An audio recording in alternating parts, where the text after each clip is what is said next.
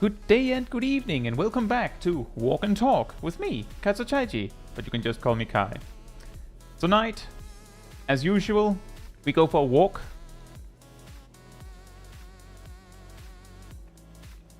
And when we reach our destination, we will look at some clips. While we do that, we'll talk about stuff.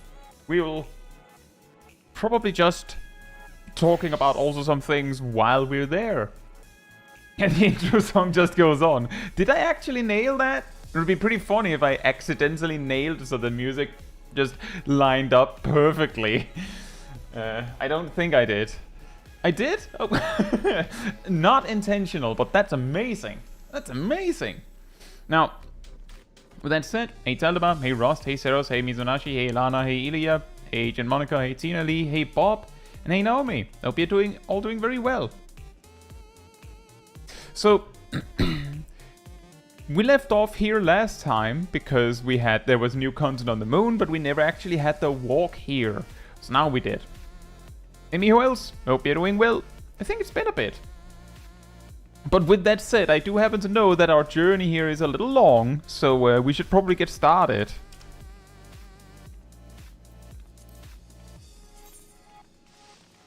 Hey, Hobo-san. Hope you're doing well.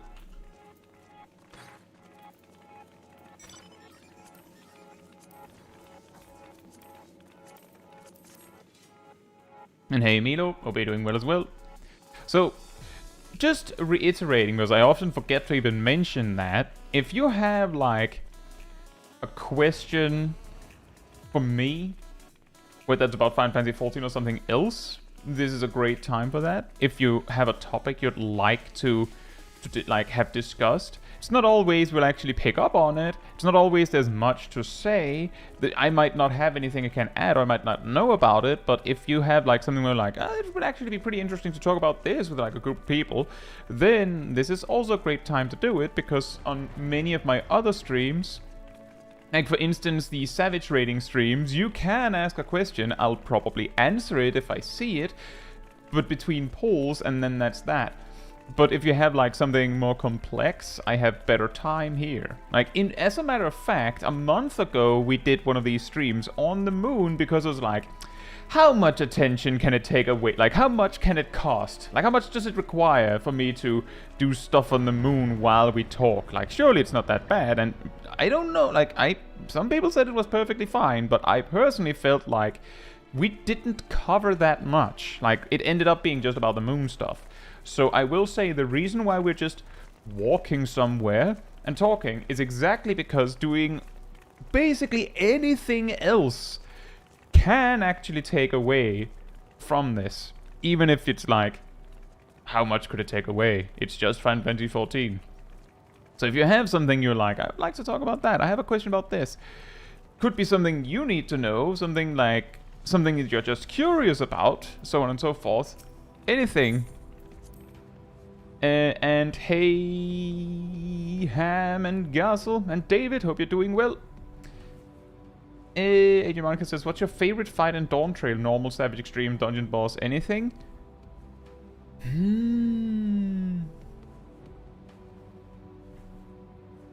That's a good question.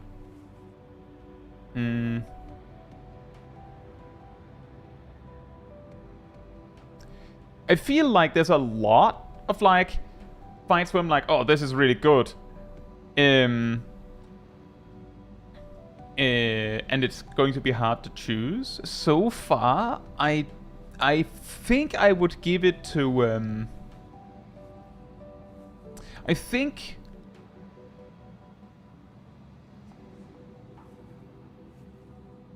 I would give it to M4S. I think it's just the perfect blend of a challenging fight with spectacle.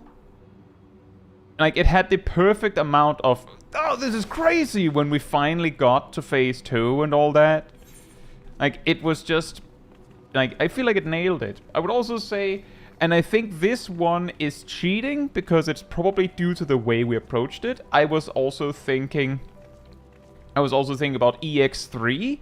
I was thinking it would be high ranked just because of the experience I had of progging it blind, but then something that pulled it down several notches is the amount of trouble we had with some kind of wacky interaction with the phase transition, where we sometimes wiped even though it felt like we did everything right. So that's why that's definitely not it.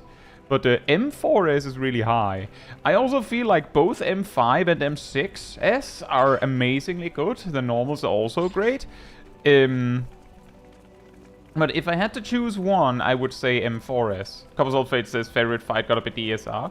Well, to be fair, Agent Monica did say Dawntrail, so I believe DSR is out of the running there. Also, hey, God Wars and Copper Sulfate, hope you're doing well.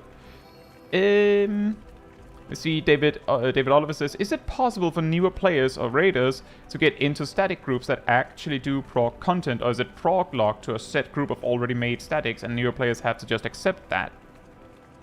I might not quite understand the question, but I can say that you can join statics. I'm gonna try to just interpret a little bit based on what I know. For instance, in World of Warcraft, you can check it on your bingo cards, everyone. There is, there's a raid lockout. So if you clear one boss, then the players you are there with, at least on Mythic, I believe, are locked in with you for that lockout. And, like, other people can join, but they can't be in two separate lockouts at the same time. So you can't, like, pick and choosy, as it were. In Final Fantasy XIV... that's not the case. The only thing is, if you beat a boss, then you have already expended your loot opportunity for the week, which can affect other players you join for additional clears. Doesn't give you anything, but it could mean they get less loot too. I have a guide on getting into Savage raiding, which should mention this.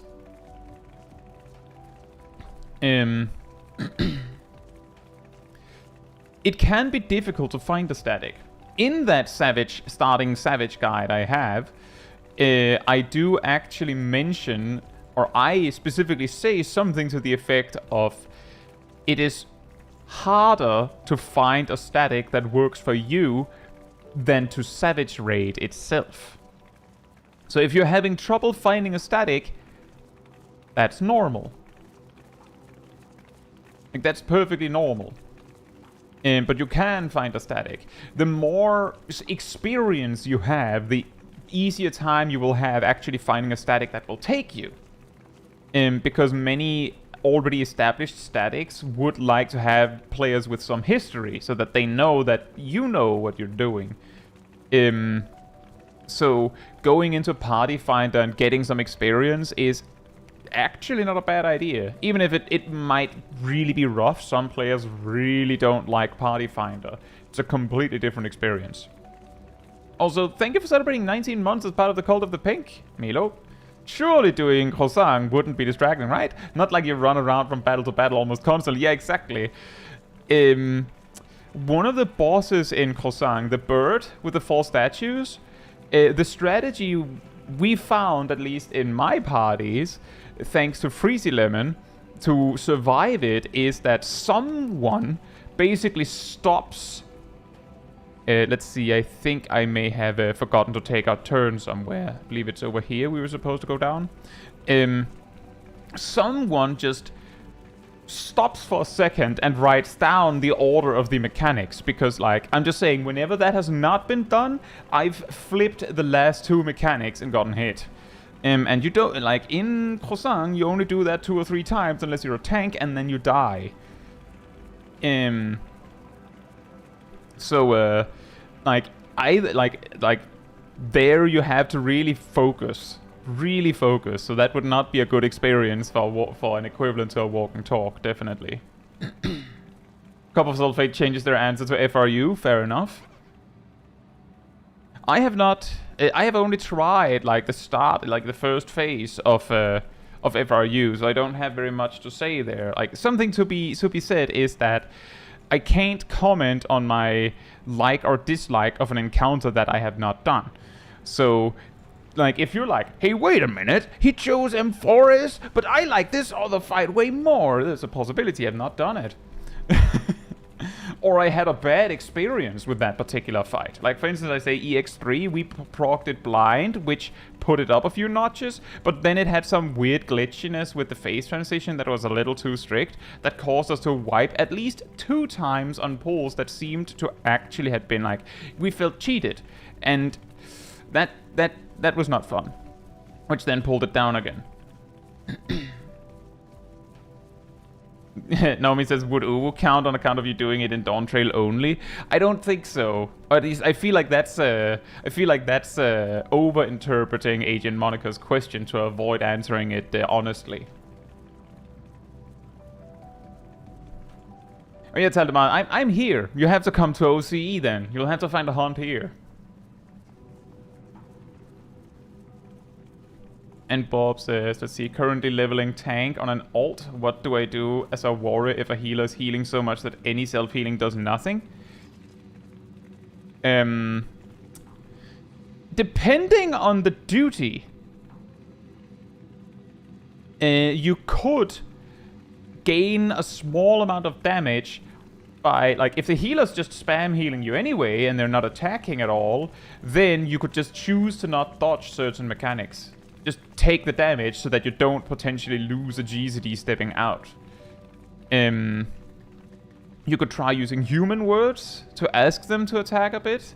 If you don't feel like doing that, not much you can do. You can try, like, if they only heal you after you drop below like 80% HP or something like that, they're a little too scared, then you can try and use Raw Intuition earlier and see if that helps.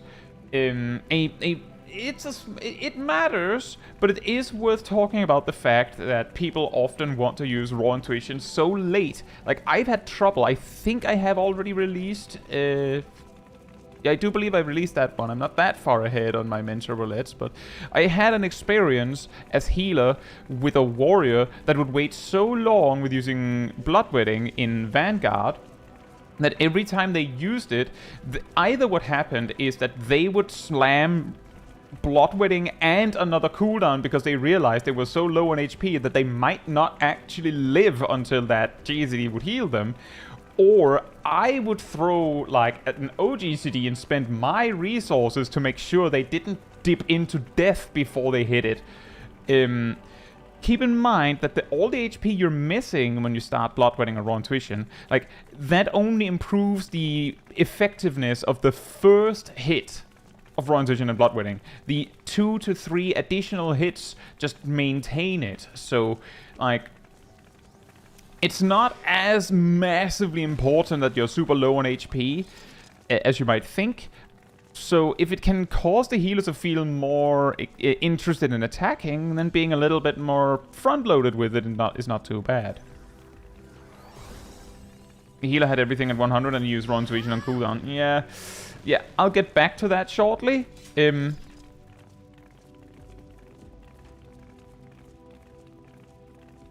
Milo says, I keep the first bird on the right side and just remember the 4 AoEs.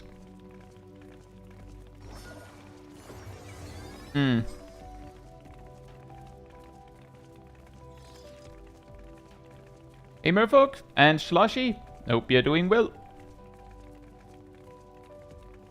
And yet, I will say the reason why M4S's music lined up so well is, of course, because the music transitions due to a mechanical thing.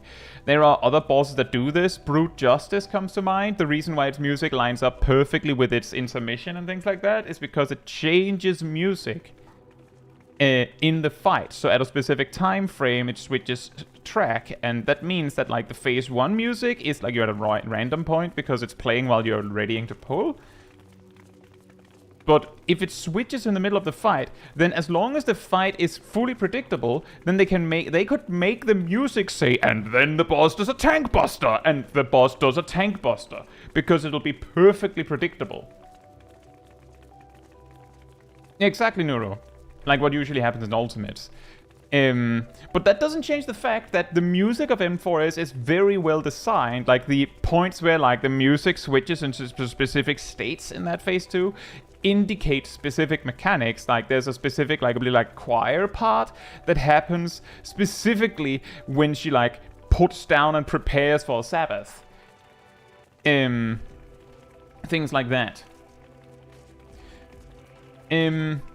Unfortunately, Bob, there's not much you can do. This is exactly the reason why, a lot of the time, I can be a little bit, like some people sometimes in the comments of my mentor roulettes get a little bit like, why are you being so harsh? It's a sprout, or it's a low-level player. Why are you being so pedantic with the mistakes they make? They can't be allowed to not attack. But the thing is, if you don't ask the healer to maybe try and attack a bit at level 50, then at level 90 or 100, they were not told, and at some point when you ask them to attack a bit, their response will not be, oh, that's a good point, I should try that. Their response will be their brain going, but I have not attacked for thousands of hours, and that wasn't a problem.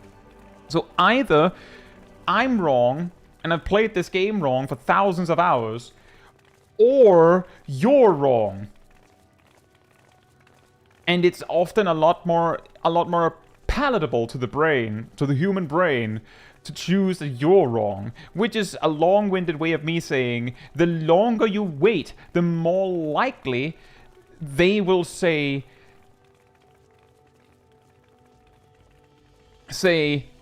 I don't care, or they will dismiss your advice for any other reason. So catching them low level is really important, but also giving advice in a polite way is important. The reason why I'm saying this is exactly because if you have someone that reaches max level playing this way and maxes out all jobs, at some point they will no longer be willing to be taught. Or you will meet them making these mistakes at such a high level that you're looking at it, and I often do this too, looking at it going, I don't even know where to start. Like, if I see a black mage spamming Blizzard 4 in a Dawntrail dungeon, the best I might be able to muster up to is, can you try and use some fire spells? But I might not even bother, because my general experience is that the ones that are using ice spells only at that level have already had to deal with hundreds like me going, could you maybe use some fire spells? And they will just give the generic response that they don't care. So, like, at that point, it's too late. I'm not saying that that means that it's on you to teach them, Bob. I'm just saying that that might be the reason why you're dealing with a maxed out player playing like that. Hey, Hubble Space, hope you're doing well. And that is a good idea. I will say, I would say a good practice to get into hard content is to try and party finder first. I say this in my guide as well. Also, thank you, Aradel, for posting it for me. And I hope you're doing well as well. That finding a static can be really hard, but also that testing the waters and see if you actually like it before you get a static, or try to find a static, is a really good idea. Because if you find a static, you might feel compelled to stay even though you don't like it. In case you find out you don't like it. It's just better to know whether it's for you before you get, like, fully invested. So, but yeah, that's the spirit, Hubble Space. I do hope you have a good time with your journey. Also, hey, False Geek, hope you're doing well. And yeah, we are walking back from the moon. And hey, Gleaming, there's also like 90% of the time you're like, well, it's whatever. Yeah, that is also true. On my end, when I give the advice where I'm a little bit pedantic, I usually either, in my mentor videos, I feel like I try my best to lead with something like, oh, they did this thing really well. There was this other thing. To like go like, but they could have done even better. But usually when I go like that, it's usually something that is, as I said, kind of pedantic. Like, it doesn't matter. Or I will, like, sell it as, we did fine, but... that's usually how it goes. I try to make it like that. I've also gotten better at just ignoring it. Just being like, well, you can see it. But I have also mentioned that... if I don't say something, then it's not unusual that someone in the comments will really mention it. So sometimes it's easier for me to just say, yeah, I know, but it was okay. instead of someone else getting really aggressive about it. And just speaking of, I can't remember if it, I think it's next week's video, or next week's mental roulette. Maybe it's the next one after that. But looking forward, I have switched to names being initials and the chat being hidden. Just because I have started to see more people that get a little bit aggressive about the things against the people in the videos. So I realize that whatever positive I can garner from, you know, praising the people that are there, or anything I can do to try to defend the people that might not be playing to their best, it's just better for everyone, I suppose, if I hide the names. Then I can always call out the names in the voiceover or something if I do want to praise someone. Because I can see their names on my end, with the way that I set it up. But that does mean that that'll look a little different looking forward. I did hear some people say that they appreciated that, and specifically the live stream versions.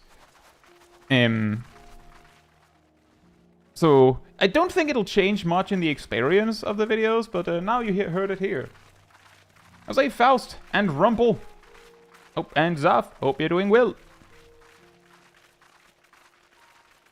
See, Rumbles is still on MSQ and have an over-level job and a job close to appropriate level that I'm not enjoying. Should I waste XP and finish MSQ, or find a job I enjoy to take advantage of the MSQ XP? If you really want to finish the MSQ, then that could make sense. If you don't feel like you're in a hurry to finish the MSQ, then don't. Remember, it is a game, even though sometimes the sheer amount of sweatiness and optimization we sometimes get our hands into, even on this channel, might give you the impression that it's not just a game. It is just a game. The important part is having fun. So if you have to play a job you don't like, to finish the MSQ, then just level a different one. On the other hand, I will say, depending on how far ahead on XP it is, just saying, if you're actually reading the MSQ, then the XP from the MSQ is not that impressive. Like, the thing that makes the MSQ XP so good is that you're doing it anyway, but if you end up spending a ton of time to like level new jobs up to make sure you get maximum value of the MSQ, you might be missing out on other stuff. Like when you hit max level, there are certain things you can do. Like if it takes you an extra week to have access to the weekly capped tombstones because you needed to maximize that MSQ value, that might not be the optimal way to do things. But if you don't care about that, then that doesn't matter to you. These things are what you should consider, but what I think is the most important is having fun.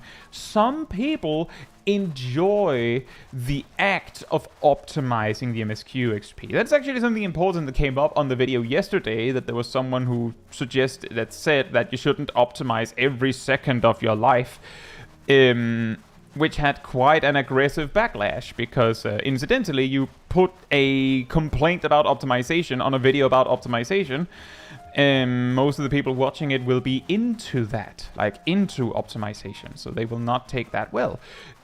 Some people enjoy optimizing, and if you like the act of getting maximum value out of your MSQ XP, go for it.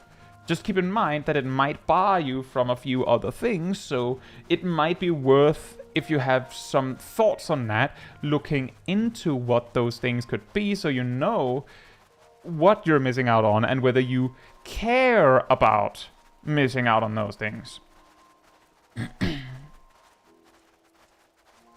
Exactly, David Oliver. Old dogs, new tricks, or some such idiom.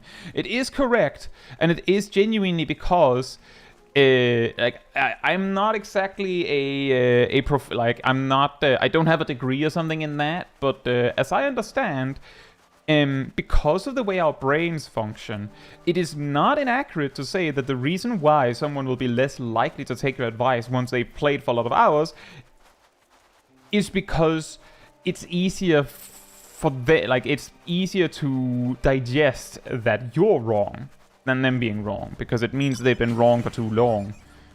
It also happens with other things in life. I don't know if it's necessarily the same thing with dogs, but the brain develops, and at some point it has some things that sort of get set in stone, like some things in you as a person that kind of gets chosen. That's not something that is necessarily unavoidable, but it can lead to you having some odd ideals that when you really think about it, you don't quite know why you feel so strongly about it, but that's it. Some people, like, you can avoid it by being more open-minded. And everyone is susceptible to doing these things, like just tossing aside others' opinions because you set yours in stone. I try my best to be very open-minded, but sometimes I also can have a very, very set-in-stone opinion. But I try my best. A funny one I ran into, which I did mention in the Discord server in the classroom, and I have actually included it in a future video, and I'm going to be making, is someone suggesting a low-level Black Mage rotation that used Fire 3 times in a row, and I thought, what? How could that possibly be good? And to make my rebuttal of explaining that, I was like, well, I kind of need to show, like, the potency differences, like, explain how it is not as good, blah blah blah blah. And also, it would only be fair if I actually calculated it for both sides. And wouldn't you know, it turns out they were right. So I was like, went through the whole explanation process, explained why, like, some of the methods were not exactly perfect and some things they had overlooked, and then finished with, but you're right. You're technically right. Which I thought was hilarious.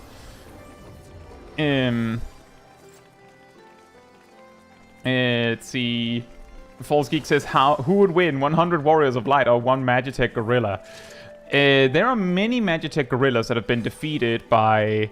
Well, technically, in Alamigo, Warrior can solo Alamigo synced, by the way. There is a poll with 2 Magitech Gorillas, which means that 1 Warrior of Light can beat 2 Magitech Gorillas.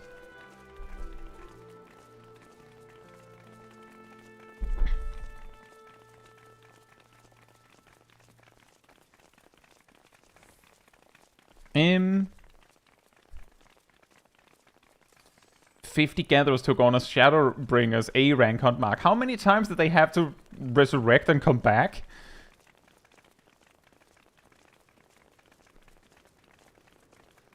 Zab says, I got to level 96, single job, no roulettes at all, I think, by speedrunning MSQ to end Event Walker. I recall that Small Kai, I believe she hit max level at like 93 or 94, no, sorry, 83 or 84 in the MSQ during Endwalker or something like that, I think. Or was it 87? Point is, and she basically leveled Dragoon exclusively through MSQ and job quests. Nothing else. So, there is a lot of XP to go around.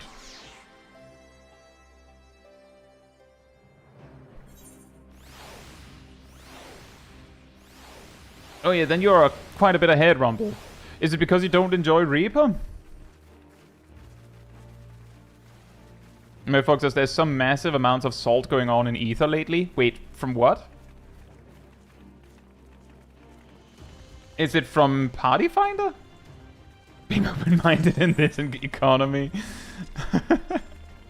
And exactly, Agent Monica, exactly right. Can 1 Warrior of Light take 100 Magitech Gorillas? Probably not.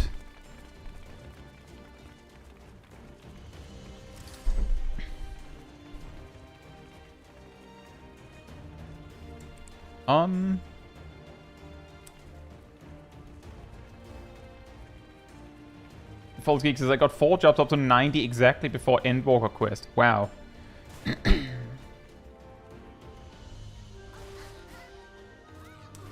Got machinist up because you thought you would enjoy it, but it's quite like watching paint dry for me. Fair enough. I would say try a different job.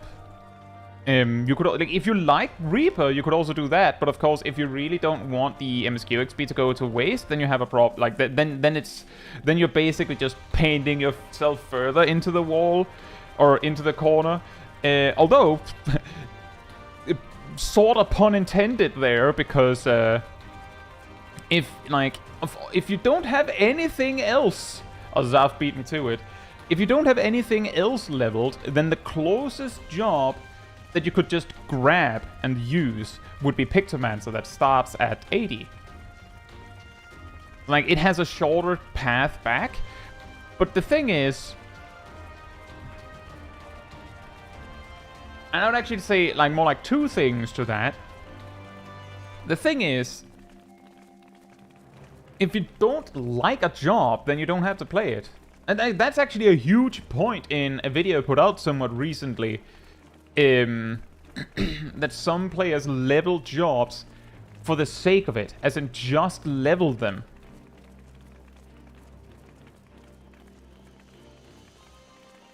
And they will play jobs that they hate so much that they won't even give it a chance. Like, they will not even try to understand the job. They'll just play it incredibly badly.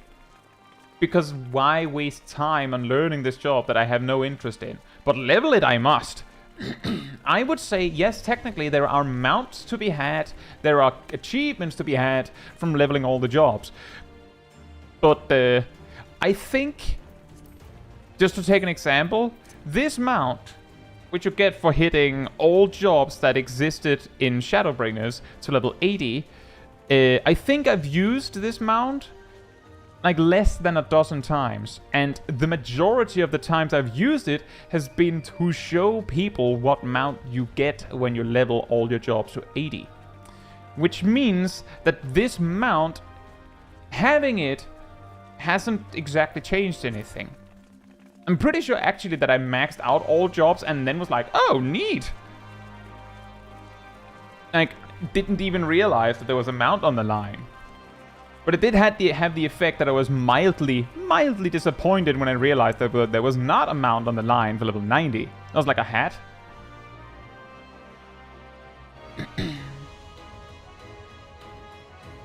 But yeah, that's my suggestion is try jobs that you enjoy.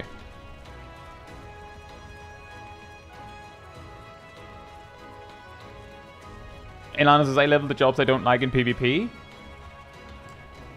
Exactly. That is also... I feel like there was a comment on that video, on that topic, that suggested that I hadn't been quite fair to PvP on that. Because I basically said it like, you can just like, slack in PvP instead, leave the rest of us alone. Which was not what was the intention, at least. The intention was... For those that don't know, Frontline... The job that gets the XP for the frontline, win or lose, is the job you entered as. So the job you queue as and enter as is the job that gets the reward at the end. But once you're inside, like once you got your foot in the door, you can change to a different job. And the one you're queued as will still get the full experience reward and everything. Which means that you could level every single job in Final Fantasy XIV through PvP without ever playing them. The only exception is that you kind of need to play at least one job. So if you level jobs through PvP, just make sure you have like a general idea of one job. No one's saying that you have to be a god gamer in PvP either. It's just the same idea applies, that it's not super considerate to hop into content with other human beings and slack because you couldn't be bothered. That applies in PvP as well, so the benefit is that you can at least just learn one job and then you can level all the jobs through there. DS Musenpal says, is the XP worth, though, to level through PvP? I can't remember how good it is to spam, but the daily for Frontline is a lot of XP. Like, it's one of the best dailies for XP. Even if you lose. Even if you lose. But I will say I have heard, I think it's Campfire King that said that they enjoy Crystalline Conflict so much that they've leveled various jobs through it. But I'm pretty sure, I think it was back in Endwalker that someone tested for me and found that a Crystalline Conflict victory is like 3% of a level. Which is to say, if that's true, then it's not very good XP, and you should only do it if you're going to do it anyway. Which, now that we're on the topic of leveling strategies for a moment, if there's anything in the game that gives XP, and you are going to do it anyway, then it giving little XP is irrelevant. Like, if you're going to do it anyway, then you can basically times the time it takes by 0. And say, well, I was going to do this, by doing it with this job that can receive the XP, I'm basically getting this XP for free. Just 100% free XP, because you were going to do this anyway. Which is also why, like, things like Frontline, if you want the series XP, doing that with a job you're leveling, like, that XP is free. But it's just something to keep in mind. Do stuff in the game that you enjoy, then it doesn't really cost you anything.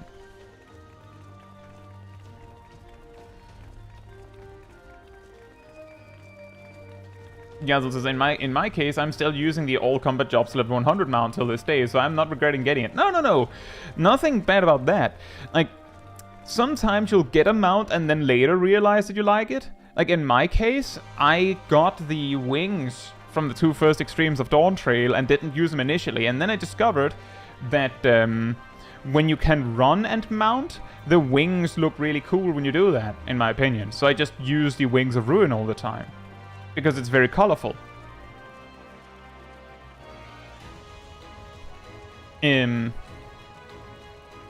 Copper's Old Fate says the daily is exactly 50% of XP, I'm pretty sure. I'll take your word for it. I just remember it's a lot. Tandem says the only spell my level 100 Pixelman has ever cast is Smudge like 5 times. Oh wow. You didn't even give it a chance, huh? I was like, Phil, hope you're doing well.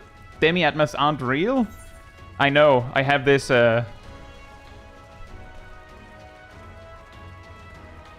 this fog of dreams. Like, these are actually not real. They are not real.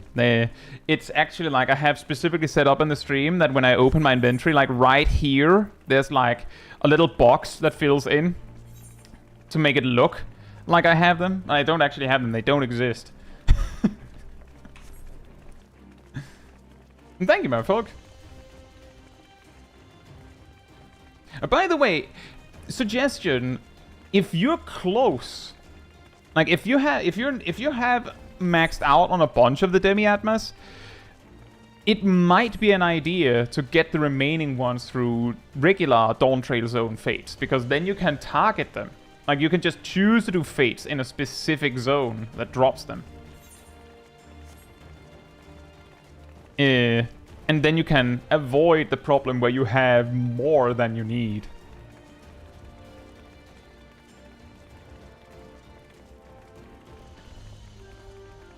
Rumble says, I'm kind of glad ocean fishing is limited to every 2 hours IRL. I would be there all the time. Oh.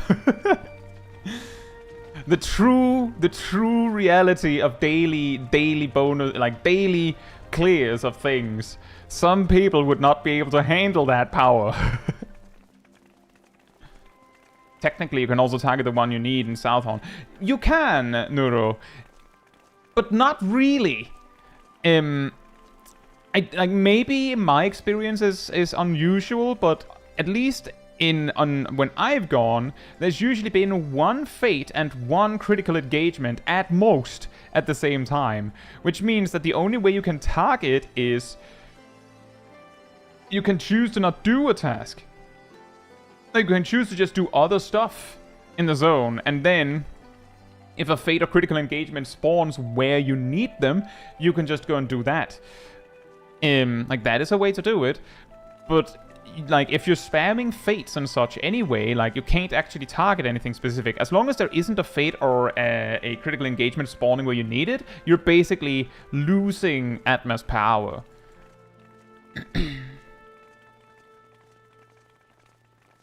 A magical feat. Hope you're doing well. And Riley, hope you're doing well as well. Exactly, Phil. Yesterday, I had a very infuriating experience, actually, where twice in the evening, I would run over to a fate, and like within like 30 seconds of starting it, a critical engagement would start.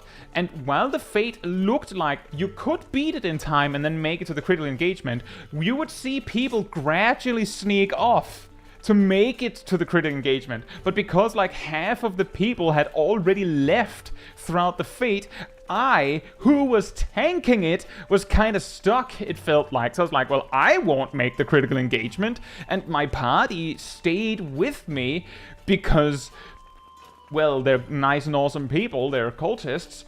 Community cultists. So of course they wouldn't leave me hanging. But if everyone had stayed and dealt with the fate, then everyone would have made it to the critical engagement. But because people, like, roached off early, we couldn't. And then, like, 8-10 people misses it. Which led to me basically going, if I see a fate spawn while I'm doing a critical engagement... if I see a critical engagement spawn while I'm doing a fate, I just start running almost immediately. Like, if it's not obvious that the fate is dying in time, I just start walking. Just nope. Because the reward difference is so enormous that there's no point. The fates give like a sixth of the rewards of a critical engagement. Somewhere in the ballpark of that. So missing out on an engagement for fate never makes sense. But missing out on a fate to get to the engagement always makes sense. You want all of the critical engagements. I've heard that the drop rate for fates is only like half of what a critical engagement is, but I don't think I've seen any evidence for it. So it could just be RNG be RNG.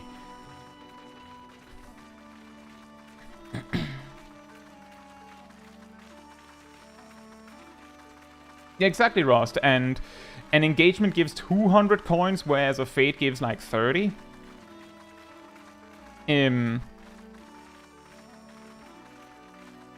So there's just no need to sit for it.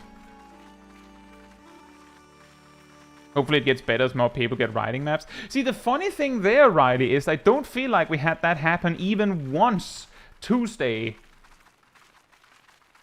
But yesterday, it would be more likely people had the riding maps. So it's actually possible it's the opposite, that rather people just learned that it's so important to get to the critical engagements that they have just gotten more likely to just roach out and just scoot. Fates are needed for challenge log. Well, maybe that's why people have gotten more likely to just scoot then.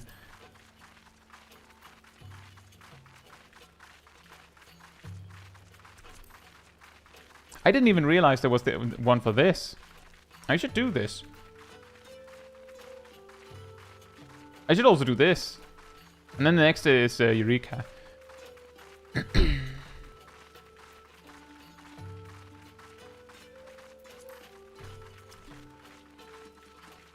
Hey Afi and Caitlin, hope you're doing well. I like those cultists from Dawntrail that we were slaughtering. No, we're way better because we have pink robes.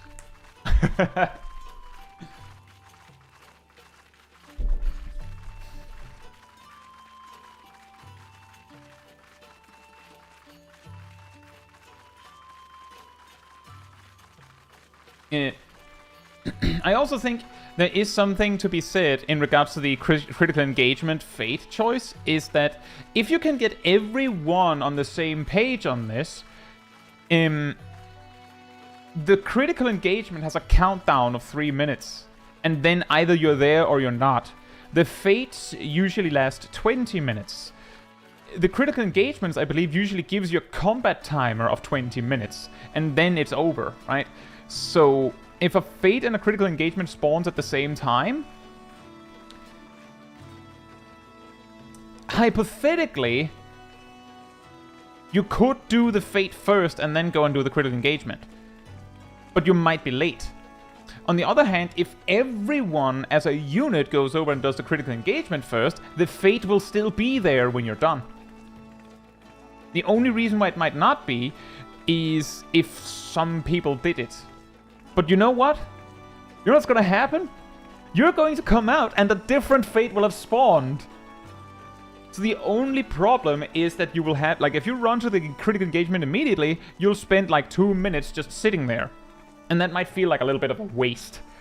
But not really. A great time to, you know, stretch your legs, sip of water, watch a YouTube short, I don't know. Put on a new video. Put on a playlist of Caetsu Chaiji videos. Just kidding. Unless. But like, it's 2 minutes to just take a breather. It's not too bad. And there will be fates when you're done. At lower levels you may die along the way though. That's also true. Which means that it's even more important to get there early.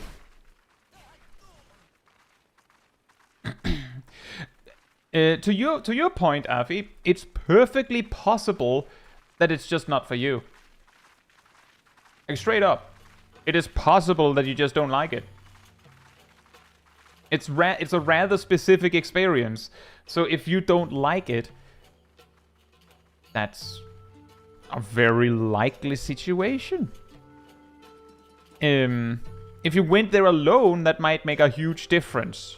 Because I think a bigger part of it that makes it fun for me is also like the running with the group and so on. So if you haven't gone with friends, try that. Thank you, Agni. Hope you have a good day. Also, Caitlin says, how's Occult Crescent? Croissant. I think it's fun, as I said. It has some weird things, like the thing I was talking about with critical engagements versus fates. But I enjoy it. I also enjoy unlocking things. That was something that, in a strange way, I felt was missing in Bozja, which made it a little bit more dull for me. And also a little bit in Eureka. The big thing for me is exactly that I pick up a phantom job and then I get a skill. And I get to use it and I get to figure out how can I use this as I'm playing anyway. Like, I was really trying to optimize on Monk, like the Phantom Monk. I found out that it was way easier to do it as a warrior than as a black mage. Turns out having to run into having to run up a little bit close and then dash at the monster every 30 seconds is a little bit disruptive to a black mage rotation. But I found ways. I just ended up doing it as warrior more because, well, I feel like it's a pretty good idea if you are in a party to, like, if you have 2 healers in your party, and I usually do, no one's forced to, it's just what they like. And we also often have a red mage, then I'll be like, well, we should have a tank, so if Rust isn't there tanking, then I'll do it. Sometimes we've both been tanking. Enjoy your raid, Taldemar.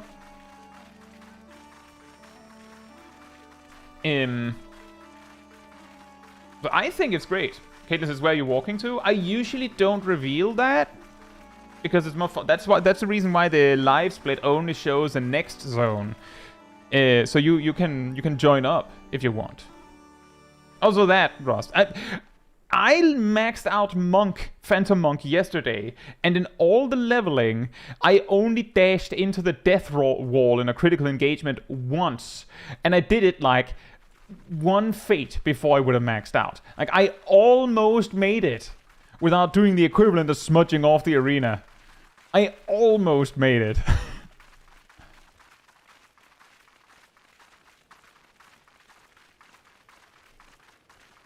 Phils is trying to work out when it's appropriate to go into Fork Tower.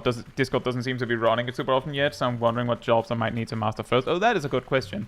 I think something interesting, as I understand, you need this sanguine thingy that costs coins to get. So I could imagine part of the reason why they don't run it often yet is because, like, a lot of things require a lot of coins. So you might not have that if you want to buy a lot of things. Like, for instance, what I'm buying with my silver coins is I'm investing in the mage set from there with the extra intelligence and special attribute. Does anyone know what that does, by the way? Because I don't. It does things.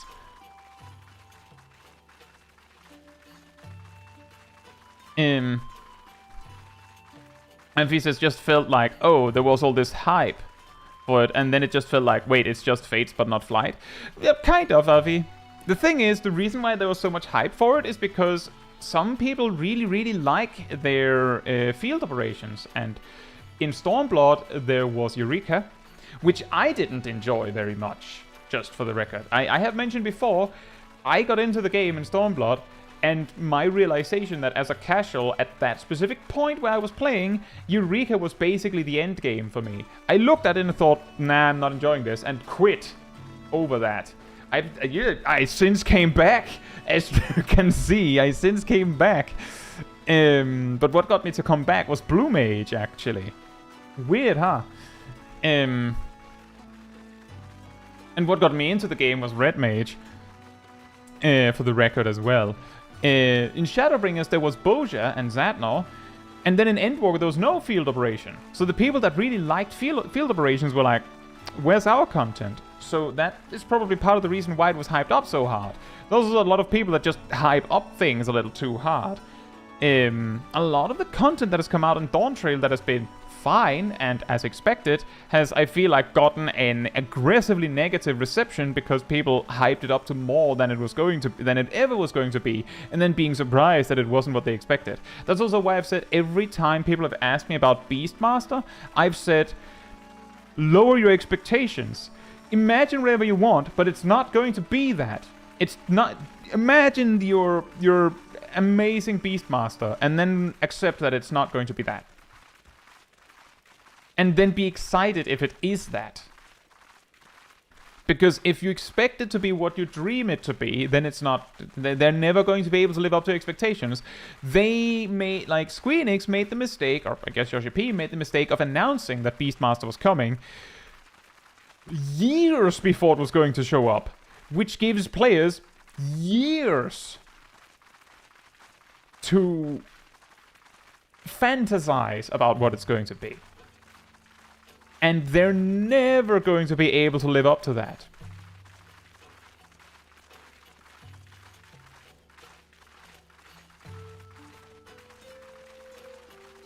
Hence, there's one thing I'm missing for Kosagi in comparison to Boja is the blades. It was just fun to see NPCs participating in Fates, and the NPCs actually did something. Yeah, I get that. I could see that. Copper Sulfate, how could you possibly know?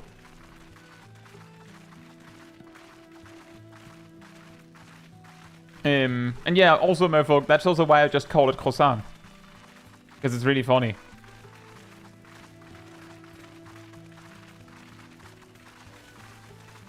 False Geek, are you saying you may imagine Beastmaster won't come out? In that case, I'm pretty sure you'll get positively surprised, because they have promised that it is coming, like, mid-Dawntrail, which means that I guess that it's coming in either 2 or 6 months.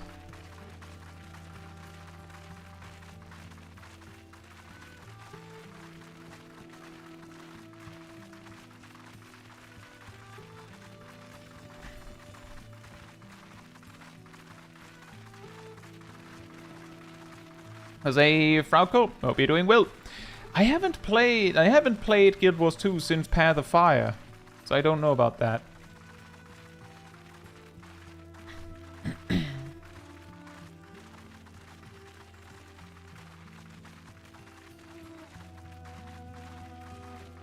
Rust says, how many Phantom jobs do people drop? I know that party members had some, but was not lucky myself. Wait, what do you mean? People drop? Do you mean like... I don't understand the question, Rust. I think I might know the answer, but I don't understand the question. And yeah, Caitlin, we usually do the walk and talks on Ravana Materia on OZ, because then everyone can join. You just have to come over here.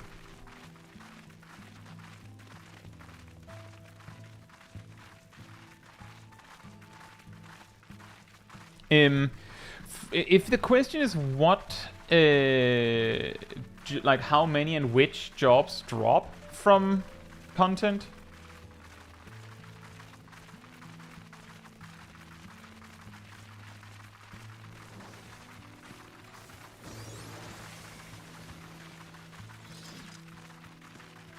Boost potency of phantom actions, right. Yeah, I got the Berserker shard second try. I got the Ranger shard first try, and I think I got the Oracle third try. Process, I wondered if I was the least lucky from community. I'm going to guess that that Ceres might be the least lucky in the community at the moment, considering their results with Demi-Atmas. What was it again? 0 Demi-Atmas in 10 hours? Anyone can beat that? Anyone can triumph over that one? 10 hours of grinding Fates and CEs and 0 Demi-Atmas? No shots and... What? That seems like a bug. I'll say in fairness, the shards drop from specific critical engagements. From what I could tell, the Ranger one drops from the Black Chocobo one, the Berserker one drops from the Berserker, and the Oracle looks to drop from Lion Rampant? I don't know if it can drop from other ones, but those are the 3 that I saw.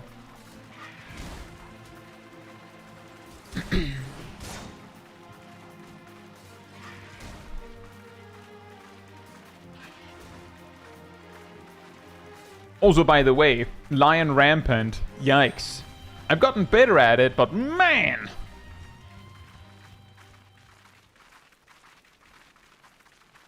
Supposedly they can drop from covers. Oh, neat.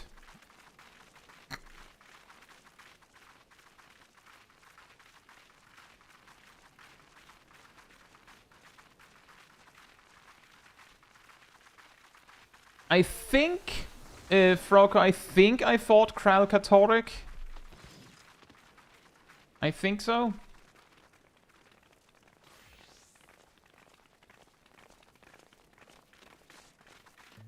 But I have all of the professions at the time maxed out on my Guild Wars 2 account.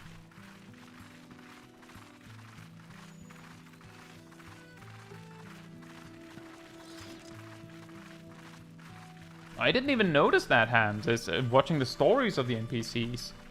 I didn't even notice.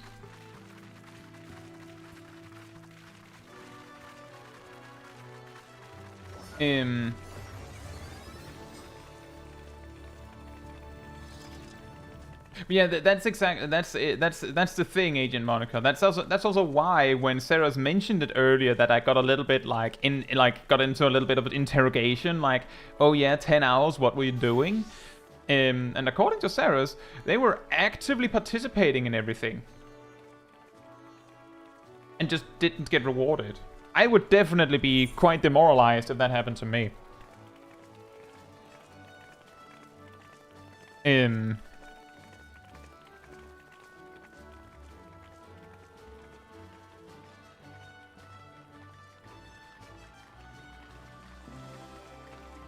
Caitlin, the way you do it is, so you are on your character select, back out to the main menu, choose data centers, choose materia. Just choose go there. Look at your empty character selection screen there. Just look at it. Just go and look. Because your PC needs to be proven. It needs to know that it's empty. Then once you've done that, back out to the main menu, data centers, choose your home data center again, go there, and then it'll let you. But you just have to go there first. Like, you have to go to the data centers and load your empty character list on materia. Otherwise, it doesn't work. You also have to do that about every 2 to 3 weeks if you don't regularly visit. It's a little weird, but that's what you have to do. You just have to go and look. You just have to go and look.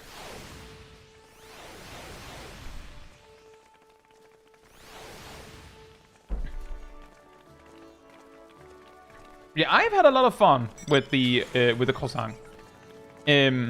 Tuesday, we went there for 6 hours on stream, which is like 2 full lockouts where we just stayed until we got kicked. Then after the stream, I had a little break, and then we went for another 3 hours, approximately. Yesterday, we went for at least another 3 hours. Might have been a little more, might have been a little less, but about 3 hours, I believe. I think we actually went for longer than that, because we stepped out and stepped in again. It was more. And I'll probably go in again today, sometime. I think it's fun. But I do feel like it's a little frantic.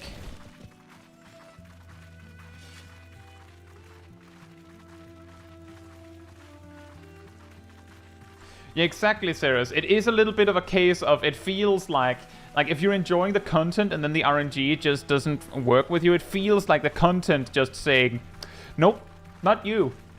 We don't like you, though. Just really sucks.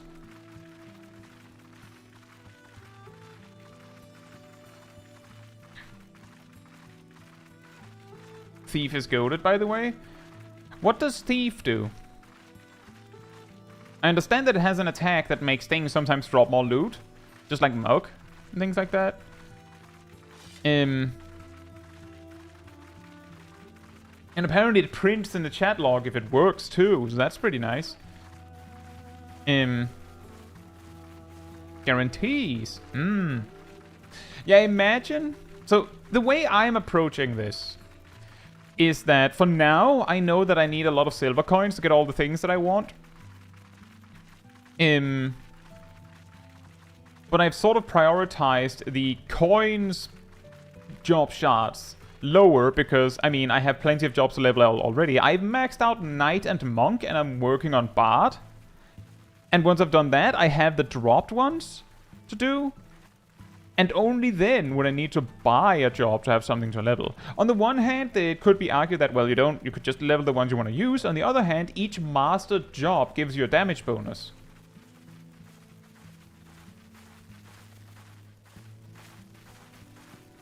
Because there's someone in some instance I was in yesterday was spamming it and got an Atma apparently. From the Thief ability? Actually, speaking of which, Nuro, how does the Cannoneer work? Because from the tooltips I could find, I don't have it unlocked. I assume the cannons have significant cooldowns. So you can't just spam them, can you?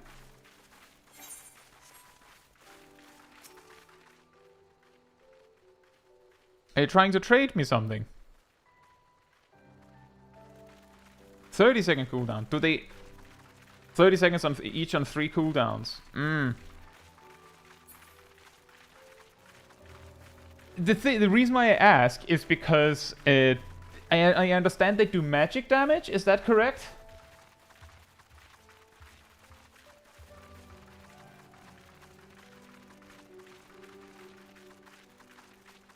Because apparently Enochian affects them.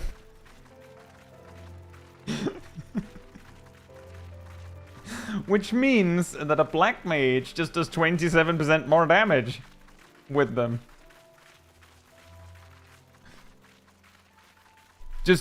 Just flat. They just do 27% more damage with them.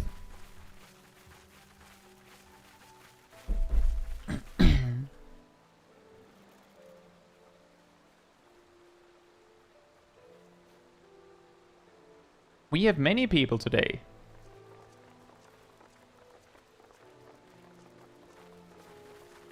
I believe Angel mentioned that they did 60k as Black Mage, and then they got Enochian activated. You know, they cast Blizzard 3 or whatever, and then it did 80k.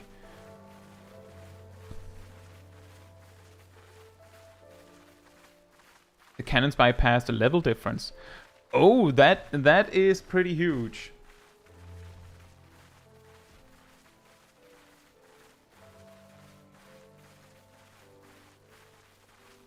That is pretty huge.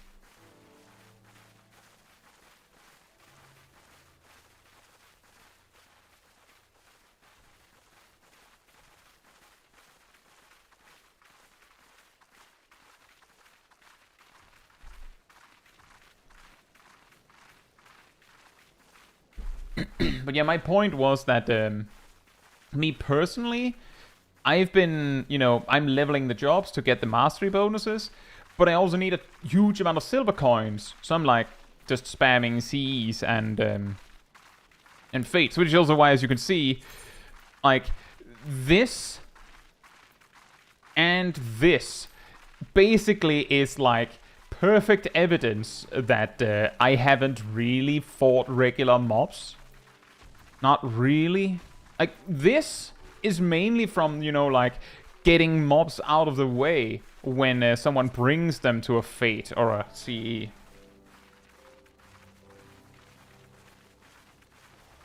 Mr. Bright says, I've been enjoying the croissant, but god, it's hell on my performance. The amount of times I just die before the attack marker is visible.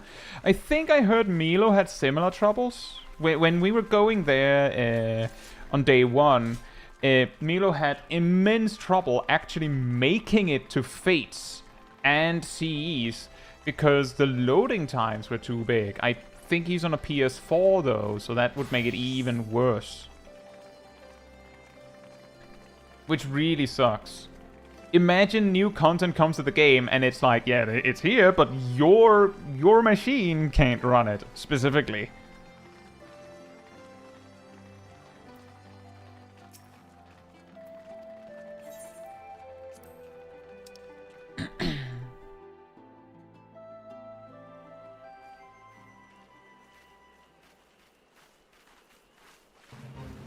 On my end, the worst performance issues I've had on this PC in the Croissant is I think it's the CE called Company of Stone. I'm not sure what happens, but that one in particular, it really smashes the frame rate every so often.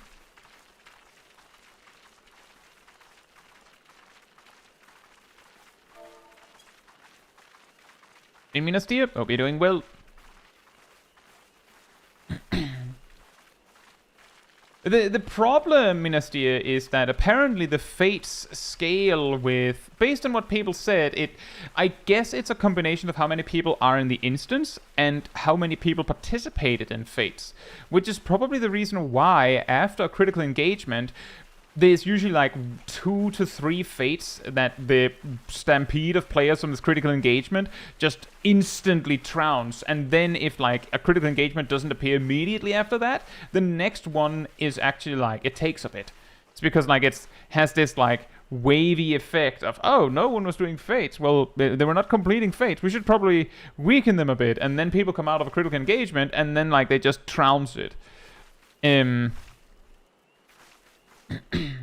It does lead to this weird thing, in my opinion, where a lot of the fates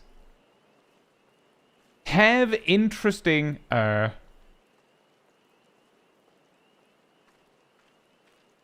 materia.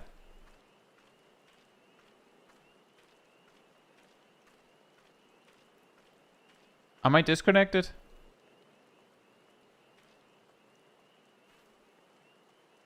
Not fully.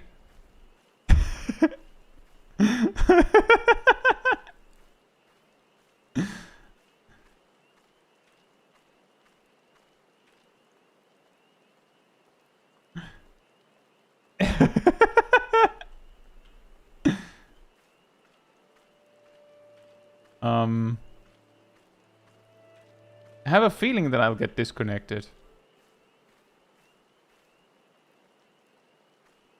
Maybe?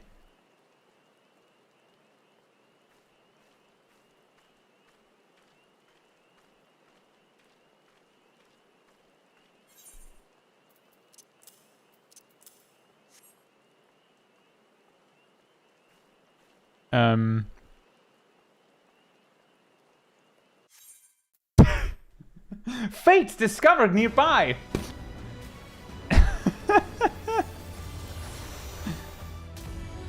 I guess I didn't get to discover it then.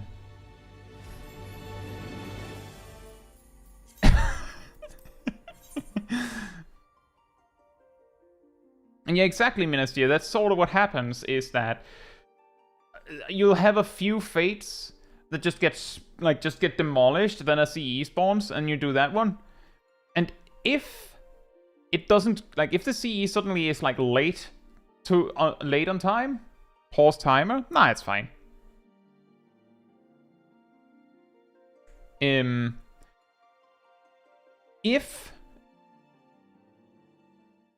it is late, then you'll suddenly find that the fates get harder. But because usually, oops. Wait, how do I undo that?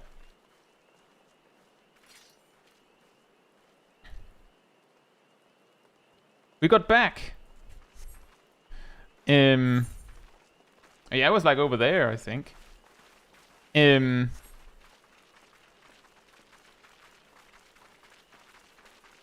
yeah, if it is late, if the CE is late, then suddenly you'll find that the fates start to get harder. Even if everyone's there. But it is really annoying that a lot of the fates have interesting mechanics, but they live so short lives that it's like most of them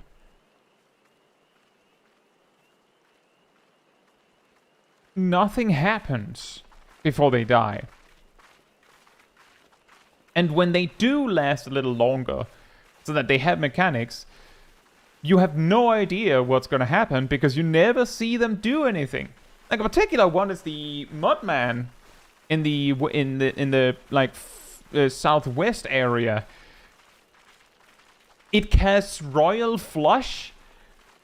Half the time it's a circle AoE. The other half it's a donut AoE. And I have no idea what the tell is because both times it's casting Royal Flush.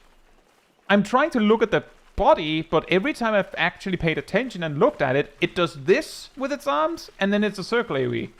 So I don't know what the tell is, but the problem is if it's either a circle or a donut, then either you have to step even further away to dodge both options, or there has to be a tell. Hey Cole, hope you're doing well. Also, hey Nozarel, hope you're doing well as well. Gambling at its peak. I mean, the times I've had an opportunity to actually look at what the boss is doing, I've been warrior. So like, I've just gone, well, it's probably going to be the circle AoE, but let's see, and then just take it to the face, just plop. Well, I'll just heal through that.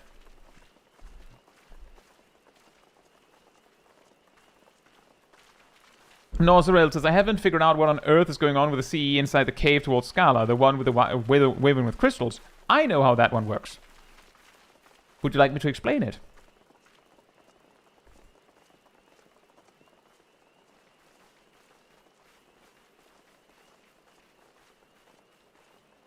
Might get better once the early community rush has lessened. Yeah, it'll probably get like more mellow and evened out. I'm curious if once like there's less players that the fates and CEs will spawn slower. I imagine it won't. So the way it works, Nozrel, is that the serpent spawns 2 extra serpents and 2 crystals, usually. Then it empowers those extra serpents with either lightning or wind. If it's lightning, then the extra serpents will pulse a big circle AoE.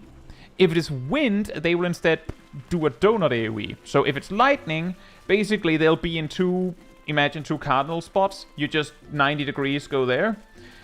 They will hit the crystals and empower them with the same attack. The exact same attack.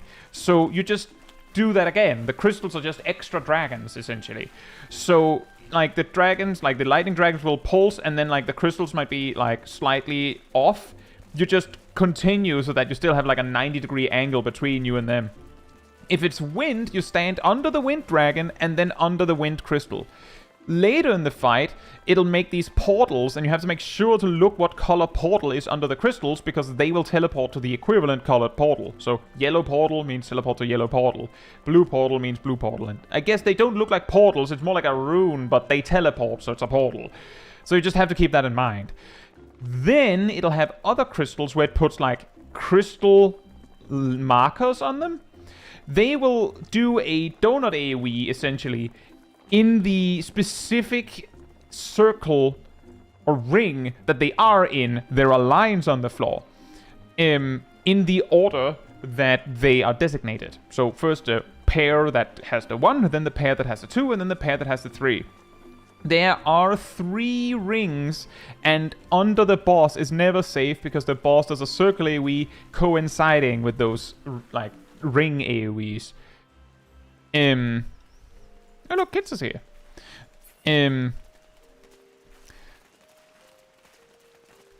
But something that is worth considering is that in each of these sets with these ring AoEs, each ring will be hit exactly twice. So that means that you just have to look which two rings are each pair of crystals hitting, and if you know where the first and the second pair are hitting, then you can by exclusion know where the third is hitting. Not that you need to do that. If it's easier to look at a different way, the point is that if you go if you have the dodge to melee range first, then you know for a fact that the 2 following crystals will hit melee range. I forgot the timer. Thank you. So that's what you have to deal with. The thing is, the boss only does these mechanics one at a time. Where's the finish line? I usually don't say that. That's why I don't show the whole timer. I only show the next spot so that you can know where I'm going. But we are suddenly going to do move a little fast now. That is usually how it goes. Is that pretty much all of these longer walks, it almost always lands us in Limsa. And then suddenly we go somewhere and boom, we're there. And it's incredible. Pretty much all the longest walking routes I've come up with pass through Limsa Lominsa, because everything leads to Limsa Lominsa somehow.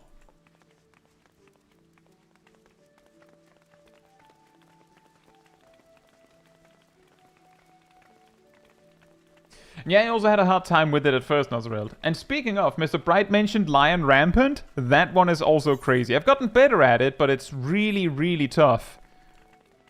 There's too many, too many telegraphs circling around the arena at once. Like, there's way too much happening all at once. I'll say, Cat. Hope you're doing well. Yeah, even data center travel goes through Limsa. At least with me it does, yeah.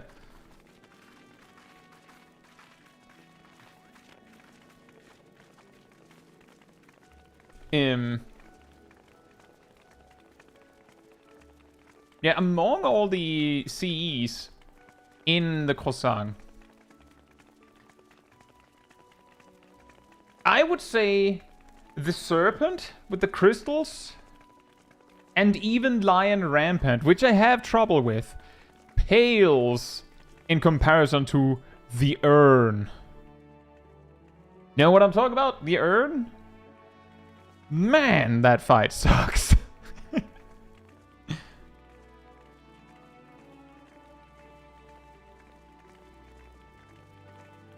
The Urn isn't that bad? No, it isn't that bad. All of the fights are not that bad, Ham, but relatively speaking, I would rather do the quest CE, the Calamity one, than the Urn. Ham says, from what I've seen so far, it's one of the easiest. I don't know what to tell you, Ham. It's the only one where we've brought 2 to 3 red mages and had to spam res. So I'm just saying, seeing it is not the same as doing it. Just try it, if you haven't already. Hey Caleb, hope you're doing well. And hey Dialga, hope you're doing well as well. A coin turtle is fun. You have tried it, fair enough, Ham. It's just you saying, from what I've seen, made me get the impression that maybe you hadn't gone. Just hit level 30. Well, you have a long journey ahead of you then.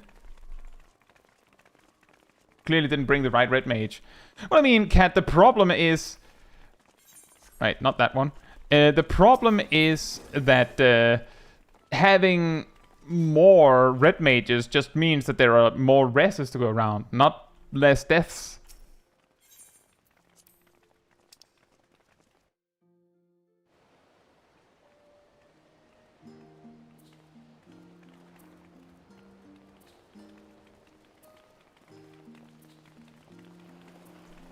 If you're enjoying the journey, Caleb, I would not recommend buying a level or story skip.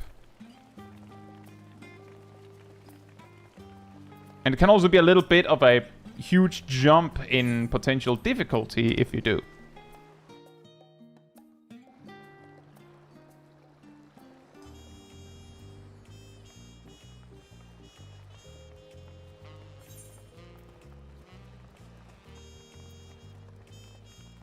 So hey Bondi, hope you're doing well. The urn is the one that puts out this like spider web of lines, and then it sends out relatively small markers that indicate either circle AoEs or cross AoEs.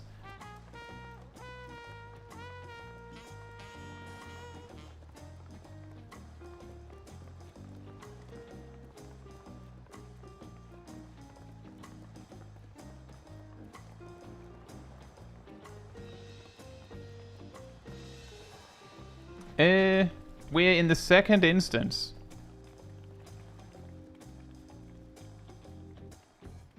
I just realized now that finishing in a zone with instances is not optimal.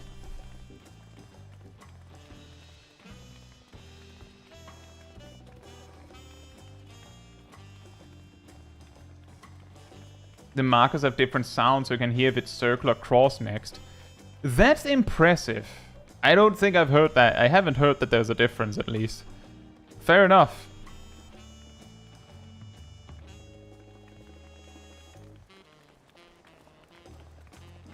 And that's correct, Hoboson. That is correct. That is also why I found it got easier. But I'm just saying that I've done it enough times that I've noticed that me myself and other players had a lot of trouble with it. I think this is where we'll say that the destination is.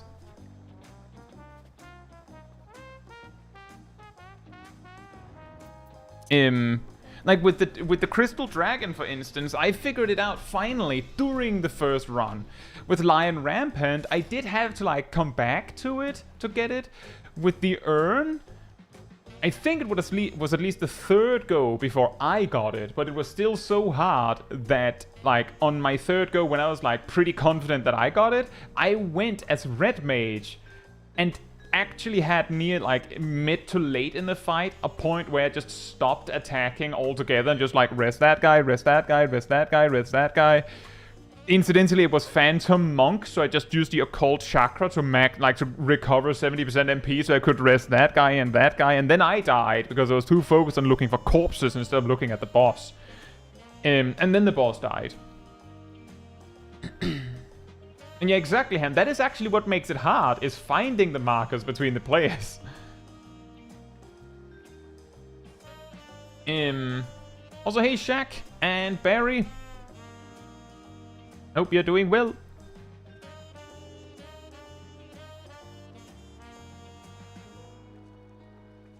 And yeah, I can see that, Bondi. I will say... let me just put a pinned comment with that.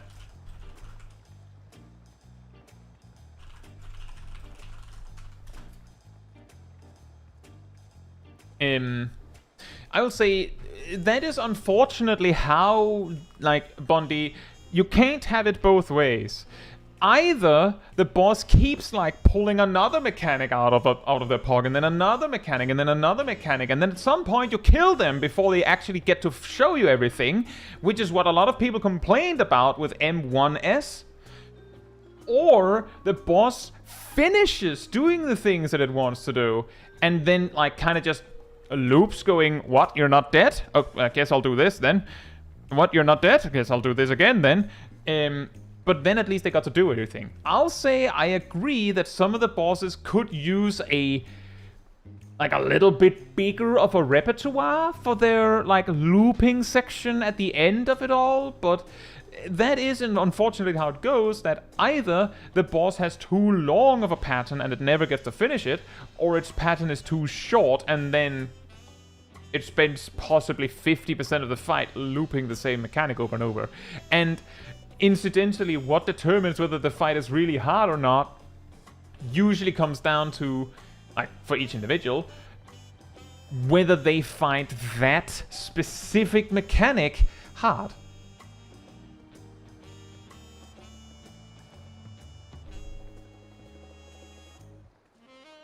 Like, for instance, the urn has this specific mechanic that it just spams. And if you had trouble with that mechanic when it was doing it in a like when it was showing it off initially, then the looping version is harder than that.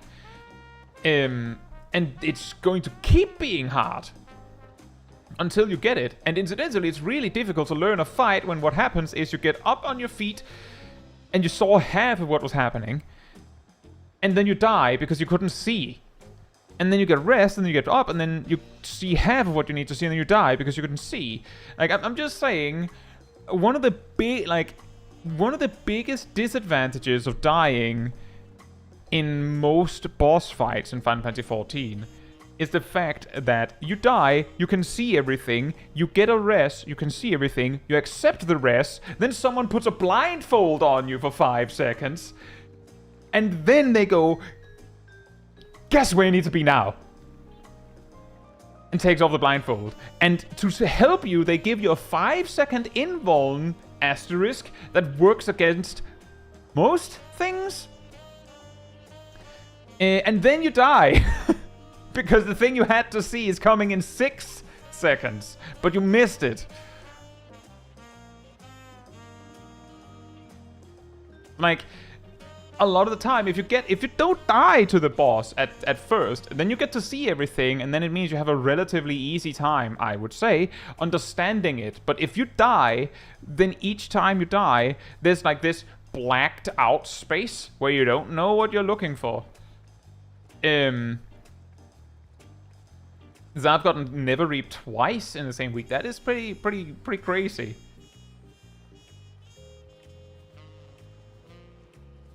Yeah, for the urn, for me, what I found helped is a lot of people have sometimes like a huge like eyebrow raise of how do you play with all the names like this. I'm just saying, for the most part, it helps me figure out who's where and what's where. Like, I can see, oh, that's a healer, that's a tank, that's a DPS. And it makes people stand, like, it almost gives me, like, the equivalent of this effect. You can see, like, when I mouse over someone, they have, like, this, like, yellow highlight. Having the name over them a lot of the time, for me, makes characters stand out from the scenery. So that's why I have them. You might also say, why don't you just have the initials? The wider name makes them stand out better for me. Apparently, I'm just blind, apparently. But on the urn, the blob of names just made it so that, like, that's why I said the relatively small markers, like this circle or cross, they could sometimes just sneak by in this blob of names and make it over to where they needed to be without me being able to see where they were, because they were, like, going in a direction that just happened to coincide. So I had to, like, I actually changed my settings so that it looks like more like this, just because of that fight, because I couldn't see anything. That is the only time I ran into this problem in Final Fantasy XIV. So when I say relatively small markers, that's what I mean. They're so small that the nameplates that I have here, like the name indicators, are too big. And it's not been a problem for me before. The only other time we've had a similar experience was local content creators blind, apparently. The only other time I ran into something similar was I played Final Fantasy XIV for a significant amount of time like this. So all animations, all the explosions. You might be saying that's absolutely ludicrous, and now, yeah, it is. But in Shadowbringers, it was actually not too bad yet. But then I did Shiva on Real. And let me tell you, it's really hard to see whether she's pulling out a sword or a staff when she's just like one big orb of light from explosions and laser beams and blasts all the time. So it's just like, I can't see anything. So I turned those off, and suddenly I could do the fight better.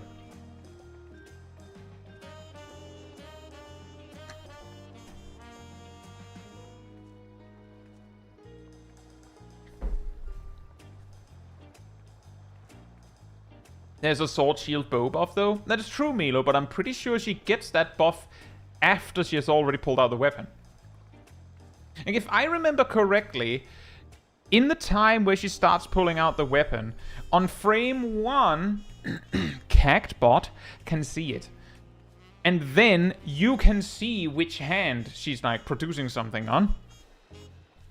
And you can basically see whether she's like making a sword or she's making a staff. You can see like whether there's something out on the bottom of her hand. And you can react to that. But I'm pretty sure she gets the actual weapon buff even later. On the one hand, you don't need to react that fast to it, but if you react to it in the last moment, then you have to like sprint over to be in the stack for the cleave, if she brings out the sword, or you have to scoot over to where you need to be for the spread markers. So like it's just easier if you can see it sooner. What fight is that? Shiva, Extreme, or in Shadowbringers at one point, Unreal.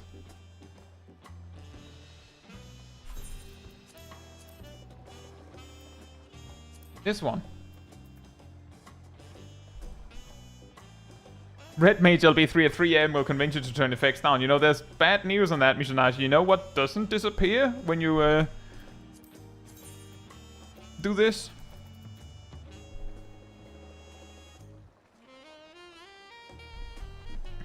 Limit breaks. All the limit breaks are apparently too important to hide. And there's no way to hide them.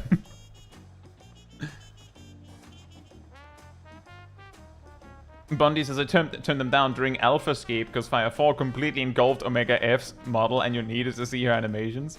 Yeah, that is an Omega F. And yeah, that's exactly that. It's basically the same idea. You actually can hide them if you very quickly turn off your computer monitor or TV. I think... I feel like I remember that if you actually turn your camera and face away from, for example, a Red Mage LB, and like look away and zoom in close enough that the LB, like the center point of the LB is completely out of your vision, then it actually disappears. A little bit like how some bosses, like really big bosses, if you angle it weirdly so that their center point is off screen, they just disappear. I'm pretty sure that works. Also, hey Melissa, hope you're doing well. Get a Switch to put your screen in negative mode.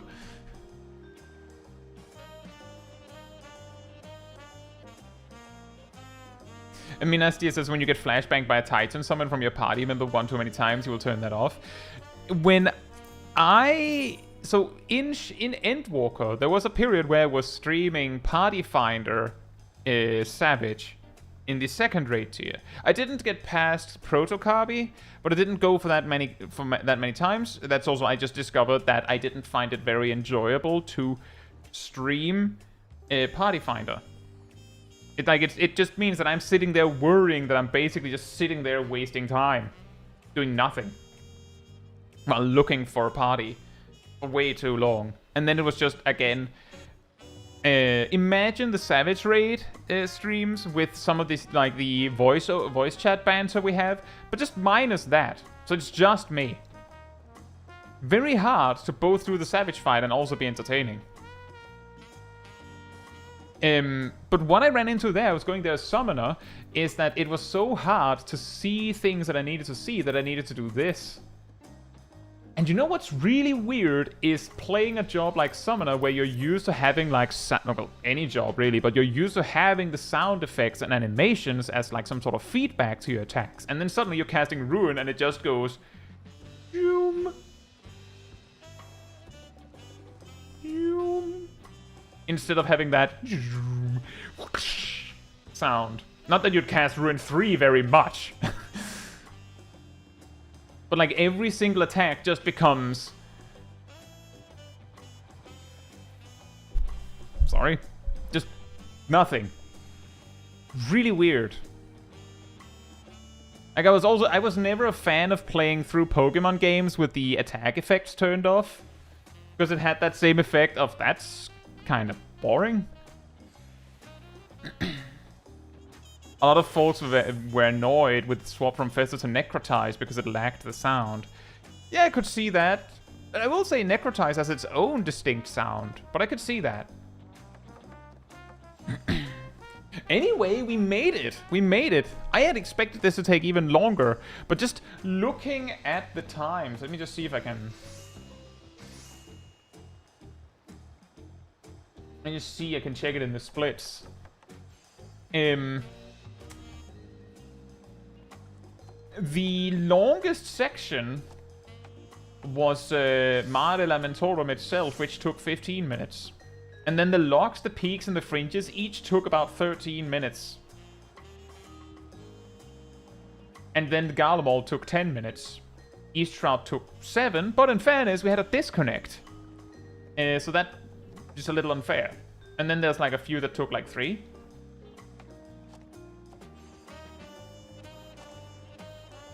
Choop. Choop. But yeah, we have some clips. I have clips from... I have a clip from a while ago from Cole, which was something from Suzaku Unreal. I have a clip from Biek, that was doing something with Caniloca. Live in the vida Caniloca. I have a clip from Emir. I have a clip from Milo and Shaq. They're both from some of our Savage Clears.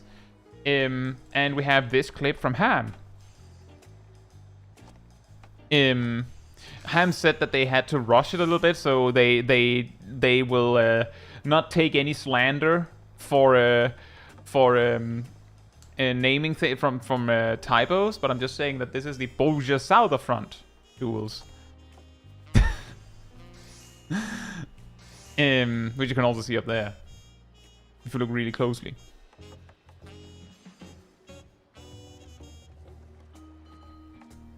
I mean, it's a missed letter. That can happen. Sometimes my keyboard presses twice. But yeah, if you're in the chat and you have one of these clips, do be sure to let me know that you're here, so that I know that you're here.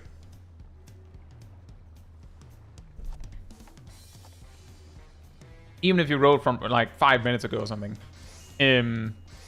just so that I know you didn't leave within that time frame. Shag is here and Ham is here. Should we start with Ham? I feel like this one he mentioned was like a long time in the making. Do you have some backstory to this?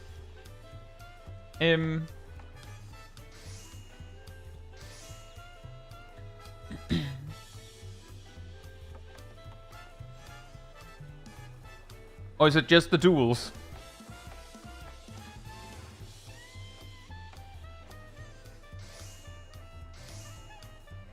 Faust says, good thing to take a look at before I have to leave for raid. Well, I hope you have a good time with the raid anyway. I hope you have a good day. Same to you, Silvermint. Going ham right off the bat? You could say that. This backstory is that I like the duels. We have sound. Let me just... There's no need to have this jazz. It gets the mood wrong.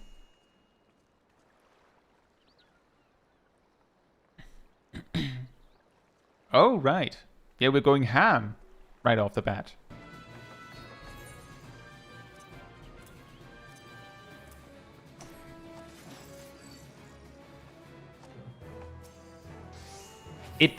You know, it never occurred to me that that was an option. That you could just drag those to your action bars. Huh. See, Magitech Cannon. 5 baited Circulawees that leave a danger puddle behind. Needs to be baited to the outside of the arena for later mechanics. Oh.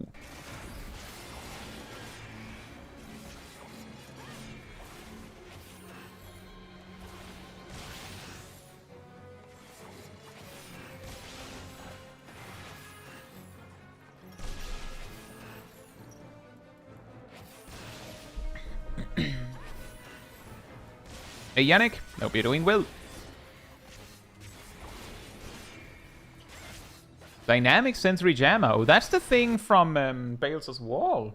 Applies extreme caution debuff, killing you if you're moving when the debuff runs out, followed by 3 circle AoEs shortly before the timer runs out.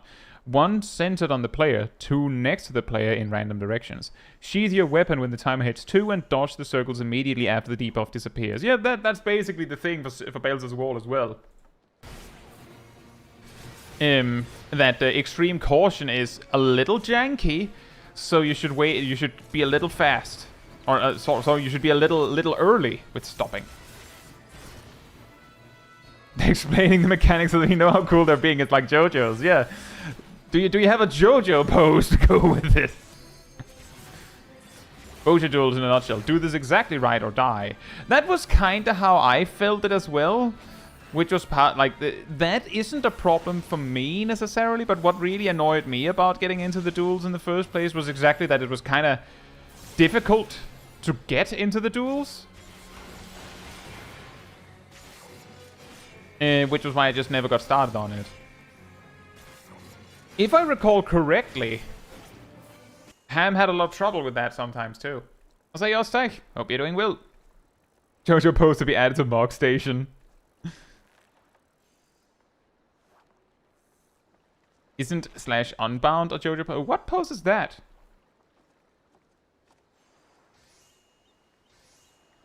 Oh, that sucks, Yannick. Integrated scanner, or as Mustadia would say, you show promise, but promise won't save you from what comes next. This designated 3 directions from which any damage you take will be lethal. Present the whole for the following mechanic. Oh.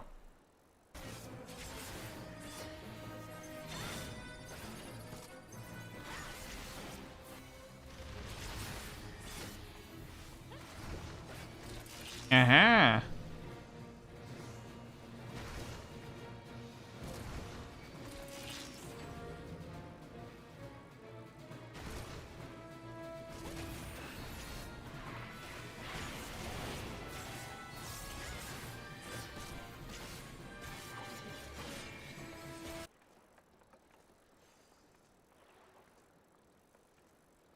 Cruise missile. Let me just check. Do I have / unbound? I do not. What does it look like? Does anyone here have it?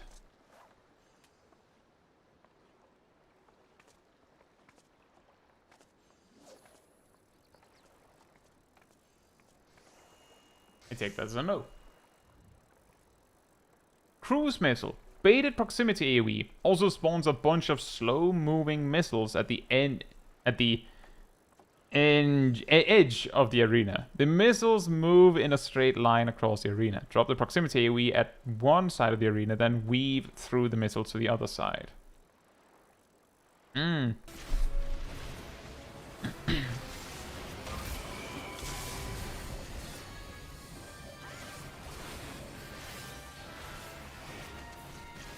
The slow-mo missiles.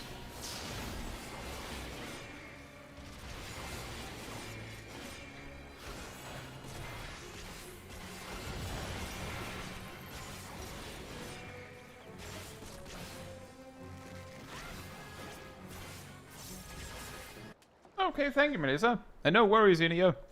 Integrated Scanner 2. On the second use of Integrated Scanner, only all 4 directions will be marked. You have to use either Lost Mana Wall or an Invuln, either from a tank or Lost Excellence, to survive this. Remember to still soak the tower. Mana Wall gives knockback immunity. Error.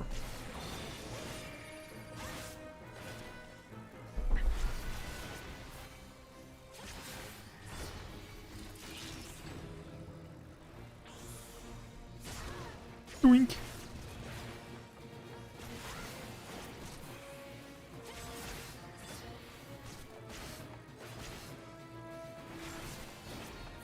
Oh man.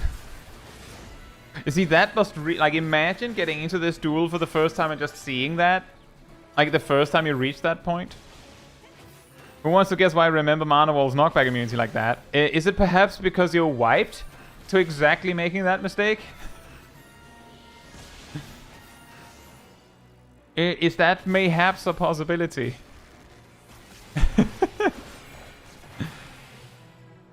Hey!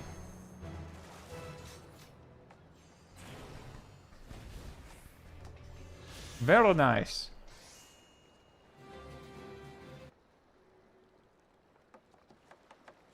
Osteig is here. What does it look like?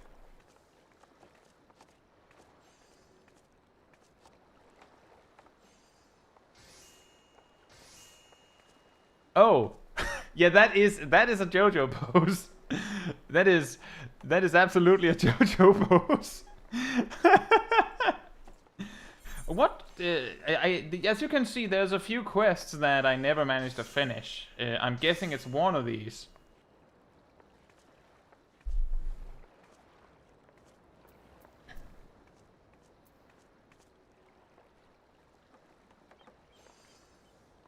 The new glasses are very cheap on the market, Paul. That doesn't surprise me.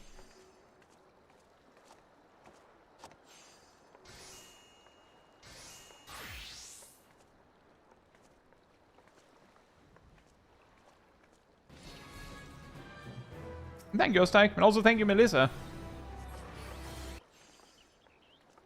You might have noticed the recreated footage in the top left. They cleared that first time after reading a guide, but didn't record. When I tried to get a recording for the first time, though, I just ignored that.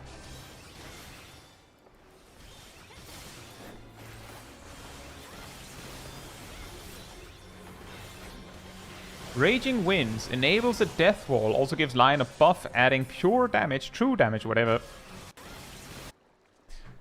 damage that can't be mitigated to his auto attacks. Use Lost Dispel to remove the buff. Oh!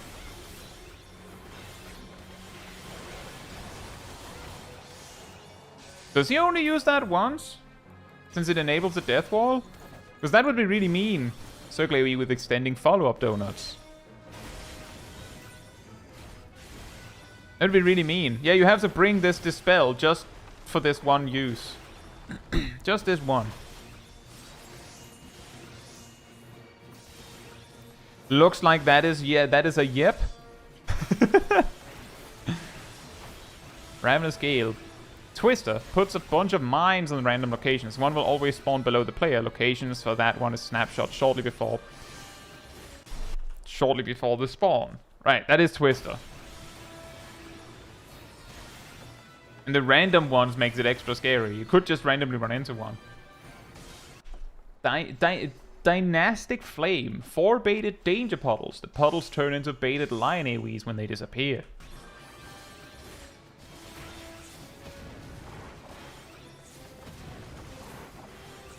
Danger puddles. At least you can see them.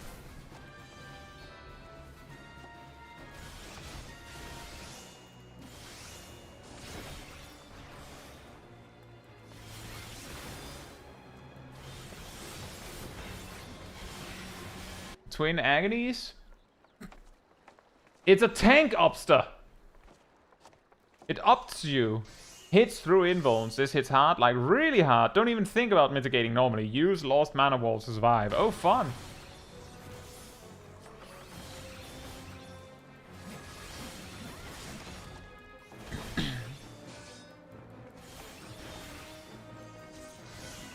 Wind's Peak. Circle AoE followed by a knockback for about 40% of the arena. Error.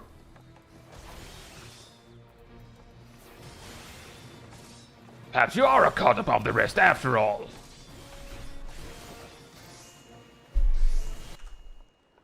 Heart of Nature 2. 4 exaflares moving along the arena. A square in the middle and 4 edges are safe spot. Either use Wind's Peak to get knocked into an outside safe spot, use a dash to return to the center immediately after the knockback, or use your knockback immunity to stay in the center. Oh. That's Heart of Nature 2. Hearts of Nature! Doink. The King's Notice. Do I even need to explain this? Look at the marker. No, don't look at the marker.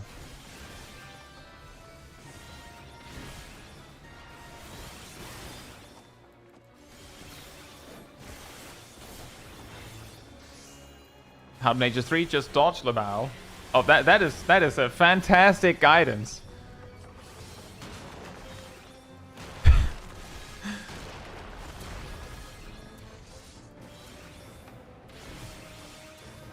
You know, I have thought about like something like, for instance, like old extreme guides, you know, something that might be super handy for... Sorry, let me just pause for a second then. Something that could be super handy for, like, for instance, mentors, when they want to queue mentor roulette, that they actually know the important points for each extreme. I haven't really come further with that idea, but I have this funny feeling that at some point I might just have a mechanic be explained as, I don't know, dodge Lamau. I could see that happen with, like, for instance, Titan Extreme. He has some mechanics that are straight up like, it looks like there should be a strategy, but there doesn't need to be one. Splitting Rage applies a temporary misdirection debuff, the spinning hand above your head. The spinning hand above your head, followed by Taste of Blood. Taste of Blood. Yummy.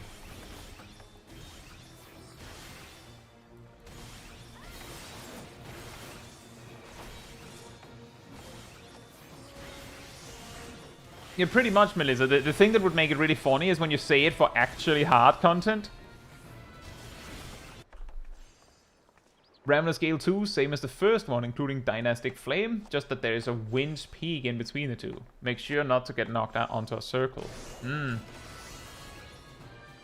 I did it when we cleared EX4. I mean, we have some of those too. Usually in our raid team, we present those as good luck mechanics.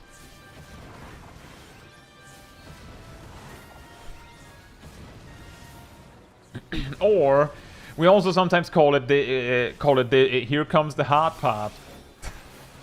It's generally when it's a mechanic that is like, pay attention now, but it's there isn't any mechanical call out that would actually help you, so good luck.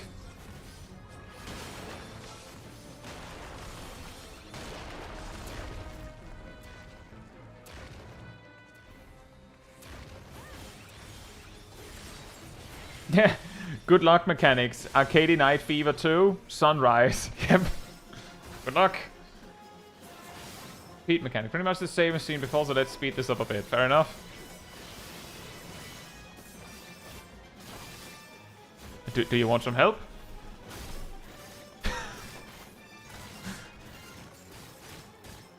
King's Notice.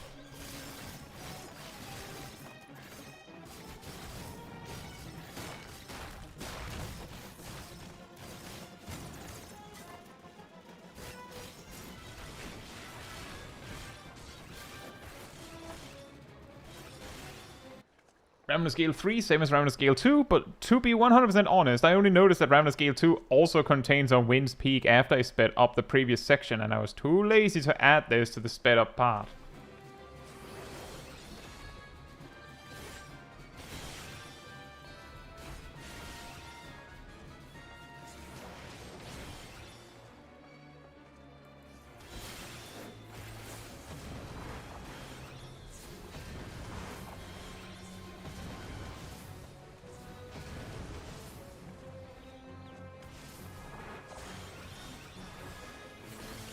Fair enough, Zav. It isn't too hard. It isn't that hard to read. It's just more that it is a mechanic that is involved enough that goofing it up at all means immediate wipe, pretty much. Oh, congratulations. While also being something that is specific enough to the individual that you can't really say anything that helps anyone. Footage from a wipe. I forgot to record from the beginning on my successful attempt. You won't even notice the cut. I imagine we're gonna notice the cut.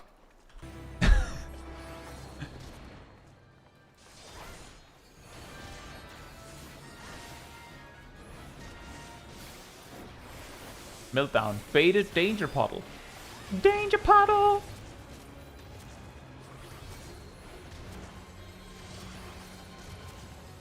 Time Eruption 1 puts clocks on all 4 quadrants of the arena. The fastest spinning clocks explode first. Stand on a slow spinning clock and move on to a fast spinning one after it explodes. Oh, that is like Ivalice stuff. So we don't actually notice and we sit there for an hour trying to figure out where the cut is. Nah, if we don't notice immediately, then Ham is right.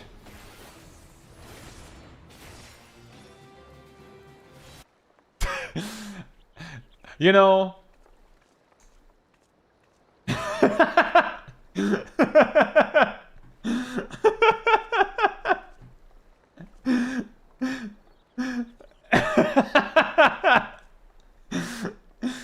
I mean, I couldn't have planned that any better. Like, if we don't notice, then fair enough.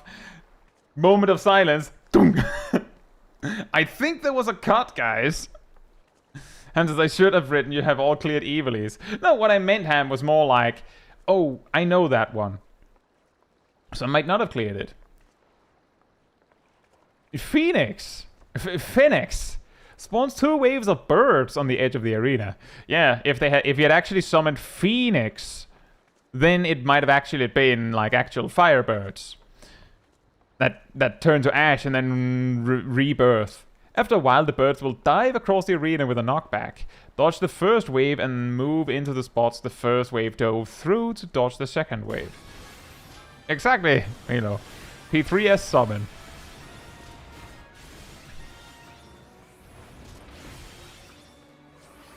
Back.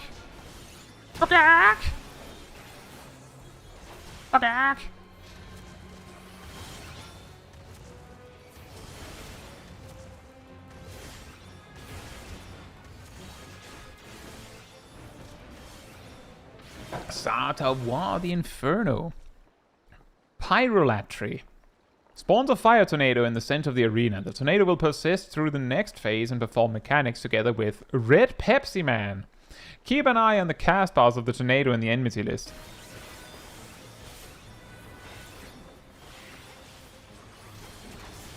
Oh, look, it is Red Pepsi Man. Flashover. Makes the tornado cast Flashover. Flashover from the tornado will cause a massive circle area around it, leaving only the corners of the arena safe and will resolve during the next mechanic from Pepsi Man. So Coca-Cola Man? I don't know. Flaming Rain. You might want to pause to read this. Causes 3 waves of 3 baited circle AoEs targeted at and around the player. Remember the tornado mechanic, here Flashover.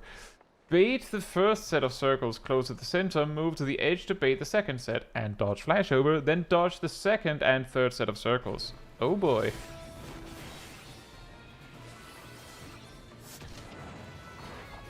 Backdraft. Makes the tornado cast Backdraft. Backdraft from the tornado will cause a big knockback unless you stand next to the tornado and aim at the wall. You will end in the wall. Backdraft will resolve during the next mechanic from Pepsi Man. Yeah, I know, Ham. That was why I was making a little bit of like, oh, really? Because I actually tried on Lion to just read it as they came, and I couldn't make it, so I started pausing again. Thermal Wave. Set of 3 baited cone AoEs targeted at the player. Remember the backdraft from the tornado. Bait the first cone away from the corner you're aiming for, then get knocked into the corner. Dodge the second and third cone as needed. That is an interesting looking mechanic.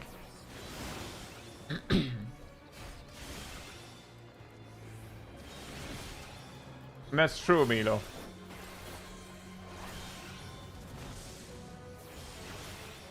Pillar of Flame. Spawns circle AoEs in 3 corners of the arena. Remember the Flashover from the tornado. Dodge Flashover in the safe corner.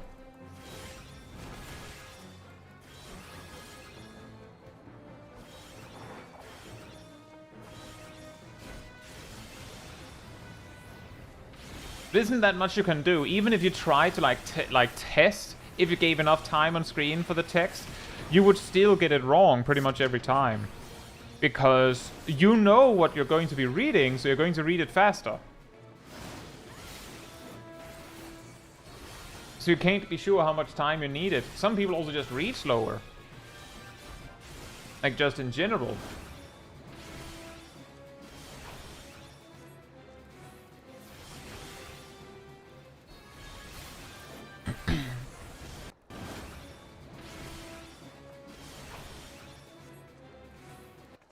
This is some people when party finder grinding. I'm not through with you yet, savage!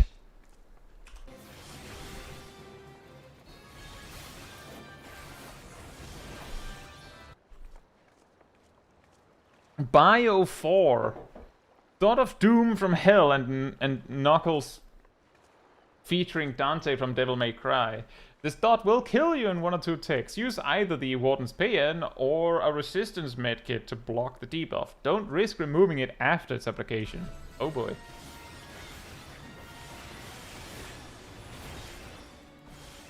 Absolutely, Ham. Absolutely.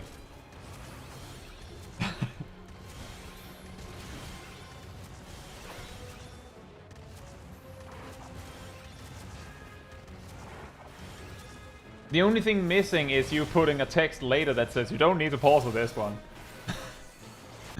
Phoenix 2 spawns 2 sets of birds and time eruptions. The first wave of birds will cover the entire arena. Use Lost Mana Wall or Invuln, I think, to survive the first wave of time eruptions. The knock-up from the eruptions will allow you to dodge the birds. After that, dodge the second wave of birds and the thermal gust. Oh boy. I'm just saying, there is something to be said that they put something that basically requires Invuln in these fights. Because by doing so, they pretty much also rob you of the ability to just choose when you want to use your Invuln. Unless you're a tank, in which case you get one.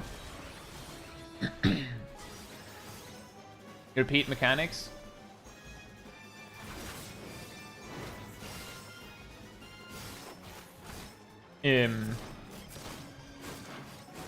Like that's a classic. That's also like sometimes the reasoning you could say behind like, don't be like me, don't use a Bloodsucker Essence in the duels, use Martialist if you play tank, and if you need extra healing, use resistance potions. Fair point. The main benefit of the Bloodsucker is that it can save you potions, but this is what you'd save those potions for, surely.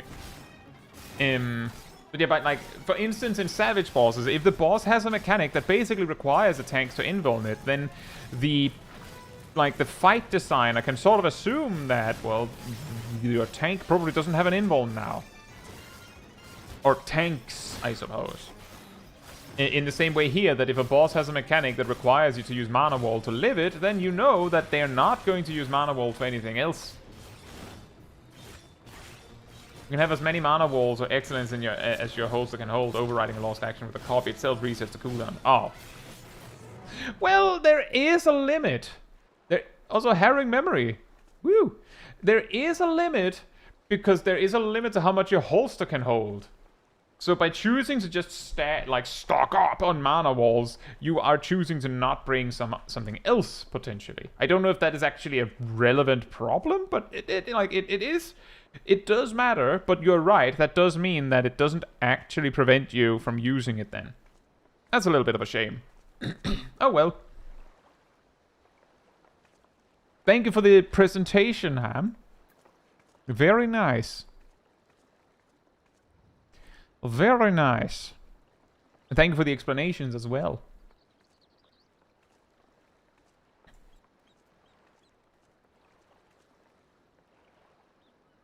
By the way, I don't know what editing tool what editor you're using, but usually there should be some setting for texts where you can put like a black outline around it. That usually makes it more like read nicer. That combined with like a faded background would probably look a little bit nicer than white text on a flat black background. It's just a suggestion. You might not care, but now I've given you the suggestion. I'm too lazy to do that. I mean, I just saved a template.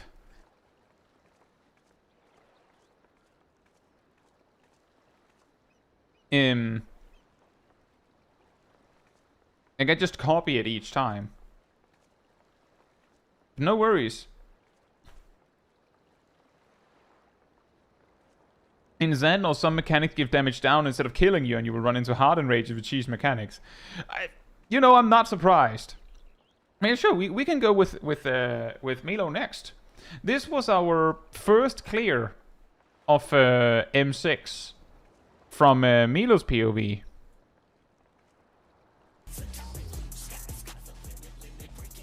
Look, I'm there! we get it from the Mew POV.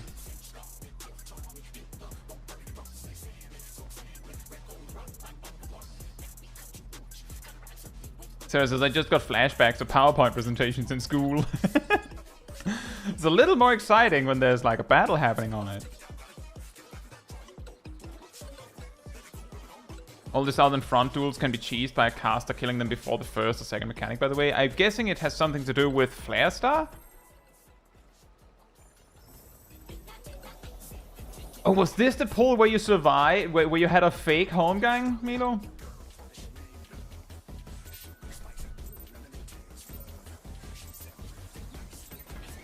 What inspiration will you give me, I wonder? Lisa says, do you have a video of yours M5S clear from your PoE? I think Milo sent an M5S re-clear from his POV. What's your favorite color? Line. Splat. Perhaps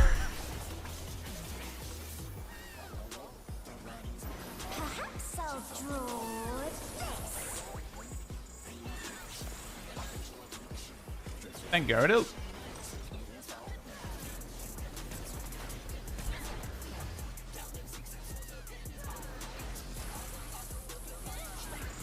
If you use some of these search tools in Discord, you can probably like search for something in the specific clip review room, and then from Milo, and that should work, I imagine.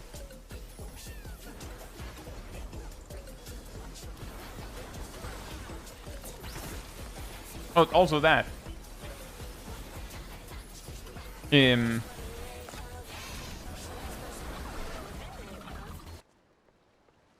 How about we do this?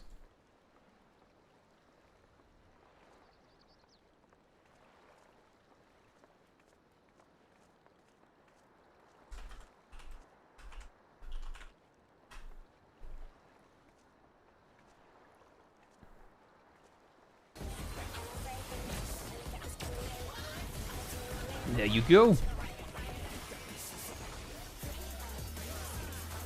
An image comes to me. I hope you like it hot and sandy.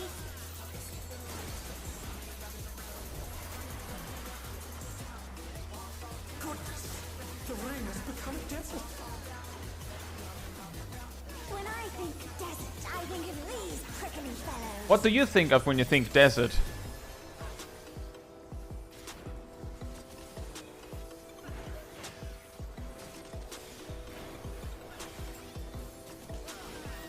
Watch out, it's a veritable storm of needles.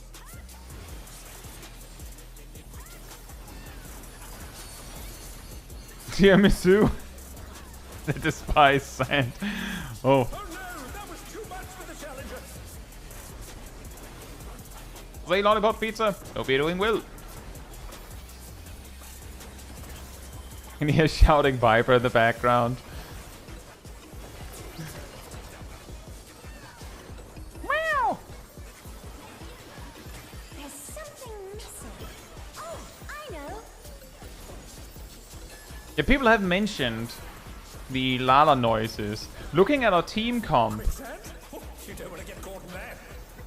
it's like 2 Lalafels and a small dragon and an elf being jobs that really make sound, as far as I know. That would really have that effect.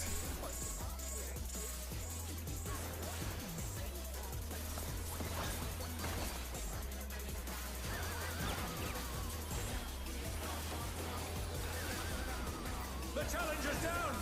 Is this the end? 5 Lalas. That sounds pretty good. Sounds pretty funny.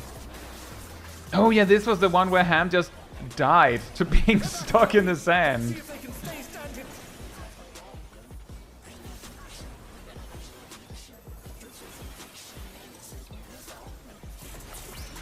It doesn't get much better than, much worse than that. Sorry.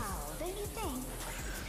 Now I finally get to see the fight from the other side. Woo! A transformative piece. Sits around with an extra mitigation. Remade.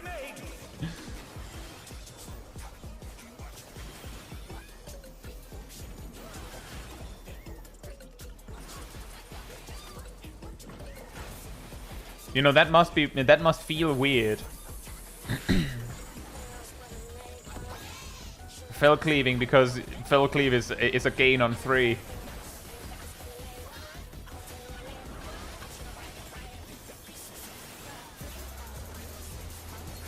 Or that you know what? I'm just going to try something super pedantic. I'm not saying it as an actual mistake, but just something that occurred to me when you used fell cleave there.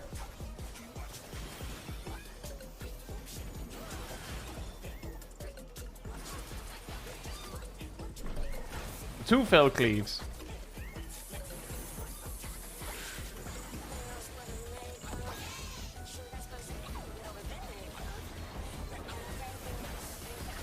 I'm pretty sure, not 100%, but I'm pretty sure you could have gotten away with just fell cleaving once, but it could have drifted in a release to make sure that your infuriates didn't overcap and so on and so forth. So I imagine you have tested this a few times, but that was what I suddenly realized, that, well, I mean, there's going to be 5 targets in like 5 seconds, so do you need to fell cleave there?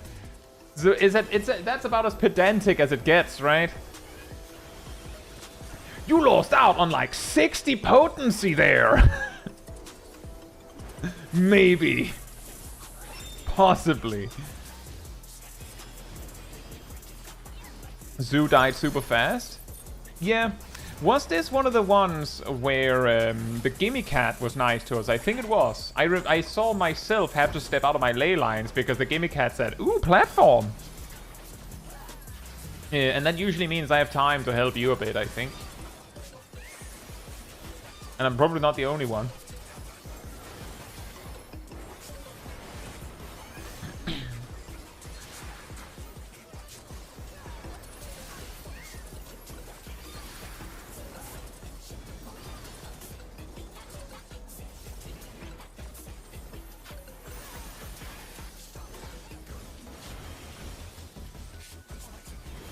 Yeah, pretty much, Melissa. It's basically like a targeting reticle. You thought it was your ley lines, but it's actually like a landing pad for boss mechanics. That's how it works. My best advice on that... Let me just show you what I mean. My best suggestion you can do on that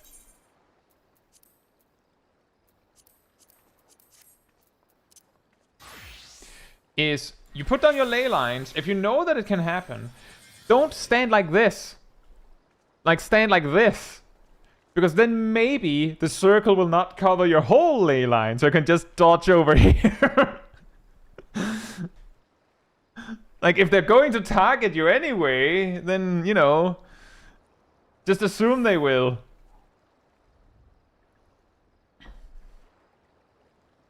Some real pedantry would be to get a proper GCD instead of a tomahawk before the first winged bomb jump. Oh yeah, that also makes sense. Depending on which side we had to jump to for the first bomb jump, my opener, or well, my rotation at that time changes slightly. Because I don't feel confident that I can get all my 6 fire 4s if we have to aim for 3 or 4, but I easily can if it's 1 or 2. And yeah, same, Milo. And that's also, I think, why Perrin says that's the real pedantry, is that it's even more costly.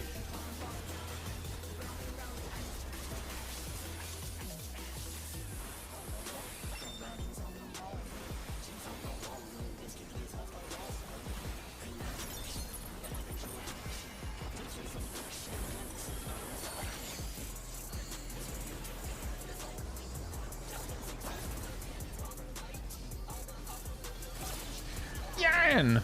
Doink. And here it comes.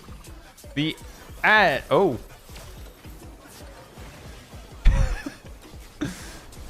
Let's see that. Let's just see that quickly again.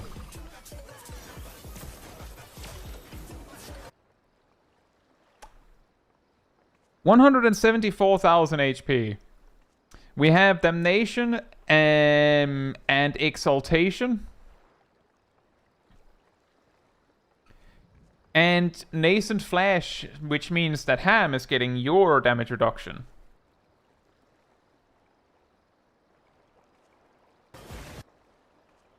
Just saying.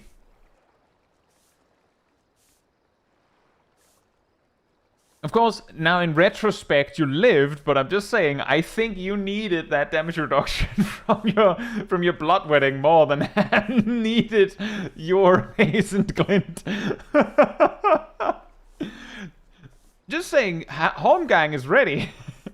This is just like this is the ultimate fake Holmgang. Exactly, calculated.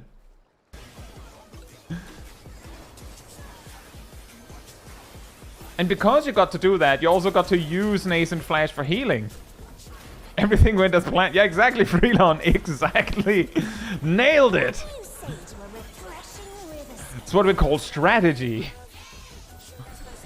Strategy.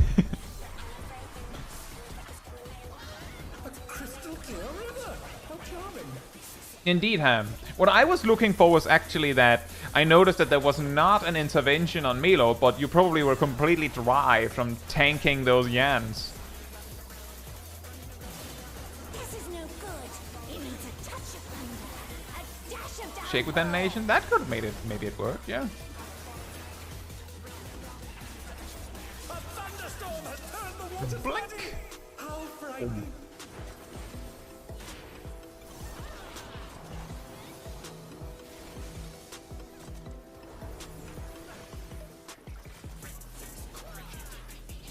Splat.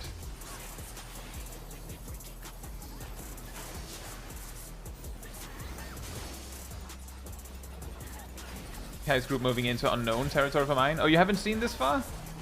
I haven't seen a drop of water in my life. Aww. You know, it's even cooler because I know that no one else died in the rest of this poll. So still stuck on apps. I mean, you'll get there and suddenly it'll just click. It's crazy how it happens. Like suddenly you're just like, oh, this works pretty well. And then you'll realize that the next mechanics are not necessarily as easy as people said they were. Relative to the ad phase, much easier to deal with, but they didn't feel as free as I got the impression they were supposed to be. Zip shield there. Wait, what happened?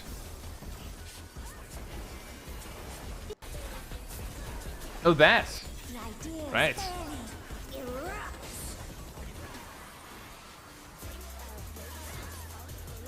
Lava is ravaging the ring. Talk about destructive creativity. Another funny little detail to this. Well, actually, let's not jump too far ahead in the script.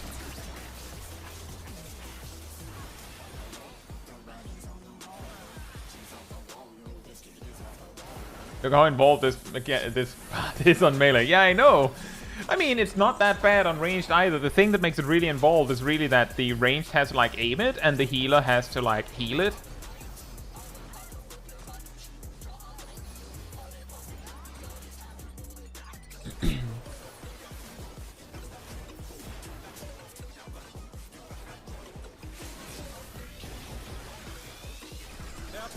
The tank LB, and we did the towers perfectly.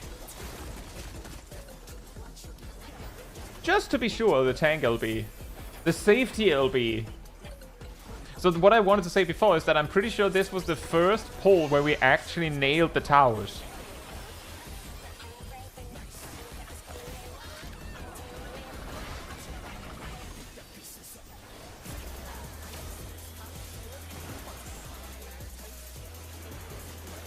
Spicy movement there. I'm just saying, I'm glad that I'm not the tank that has to meter out those perfect positions.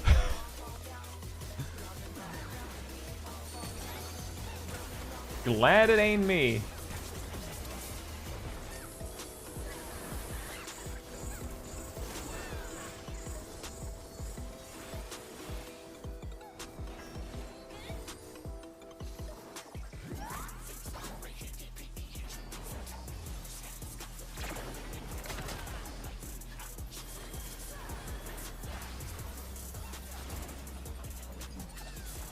You've reminded me of something truly important.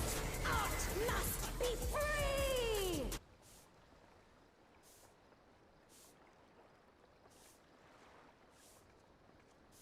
You know, this is another quote where I feel like I'm surprised there hasn't been a lot of edits of it. I guess it's not that funny, but the fact that she's like, "You reminded me of something truly important." Like the first thing I went for was like, "I have a cake in the oven" or something like that. Just like what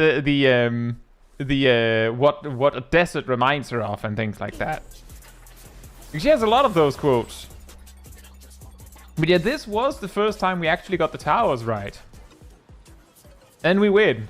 And I feel like it wasn't exactly like that with M5S, but most of the first raid tier, the one where we actually won was the one where we got it mostly right. The match is decided. Victory goes. All the memes are still stuck on ads. Oh, either they're still stuck on ads because they're still fighting the ads, or they're still making those Yan memes. Like they're still working on the Yan memes.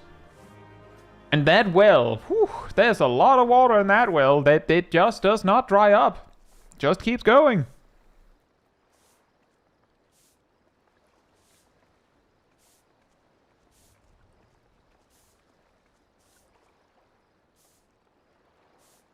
$316 kids. So why are you doing doing normal raids on such a connection? What's happening?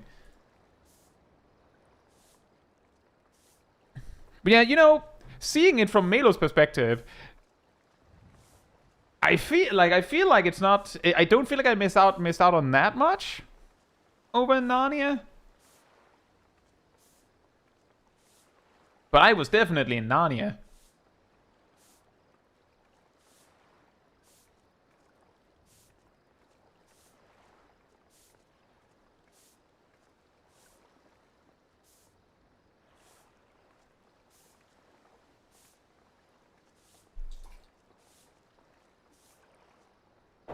Remember to not go through Narnia.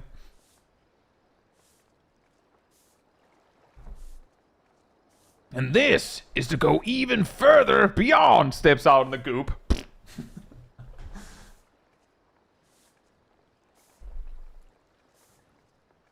Just checking. I believe Shag is here. Emia, Viek, are they here?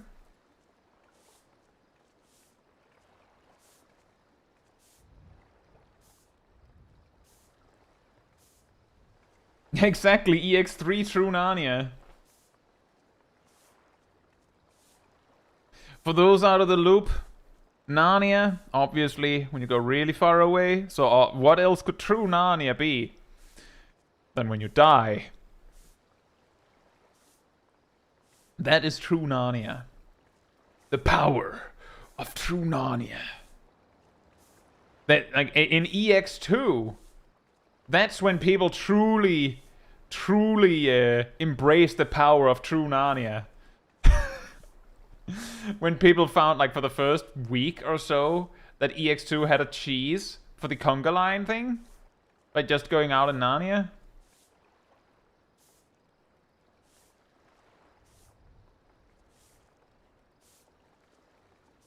If it's just Shaq here, we can go with that one. Hamza, so those out of the loop, Narnia is actually a flat world, so if you go beyond the edge of Narnia, you fall down, just like in EX3. Aha! Ta-da!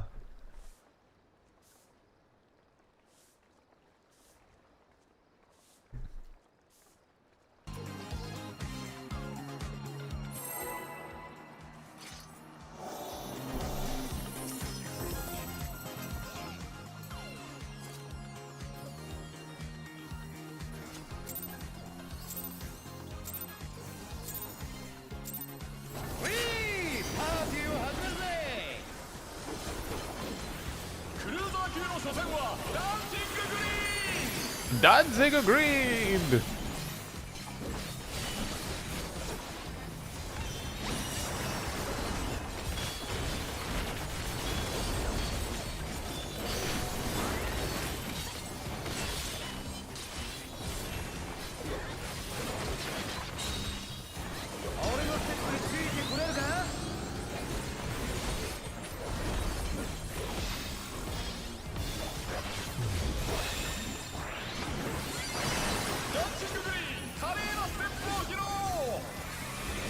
Nice.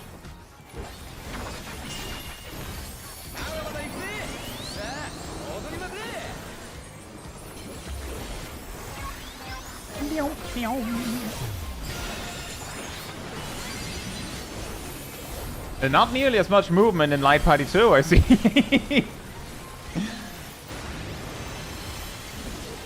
Yeah, me too, Agent Monica. I noticed it immediately. I was like, well, that sounds wrong.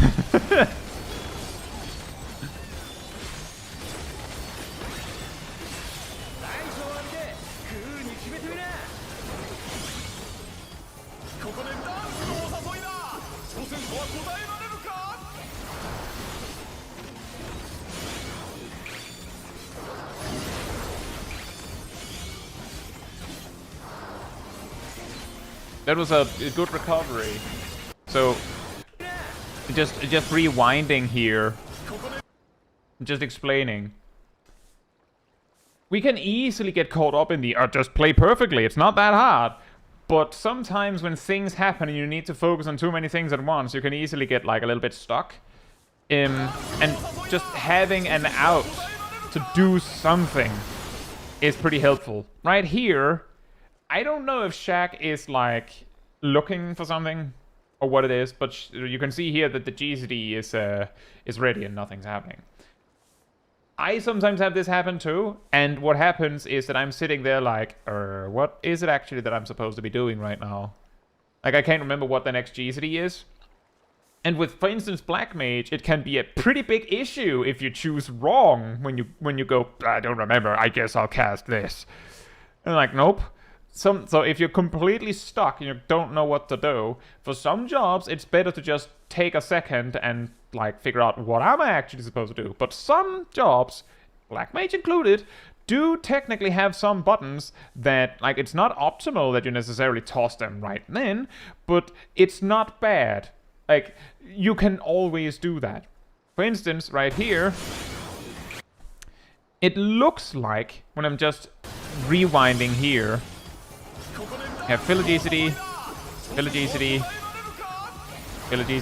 Death Rattle, nothing.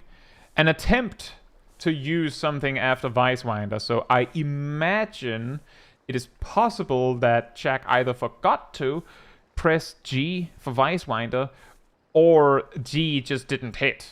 Like, G was hit, but it didn't go through, so Shaq was expecting it to go differently, but it didn't. But instead of just being completely locked up, Uncoiled Fury, I guess. That's pretty good.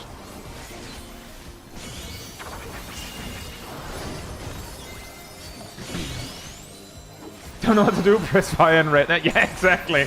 That's pretty good. You can pretty much always press fire and red.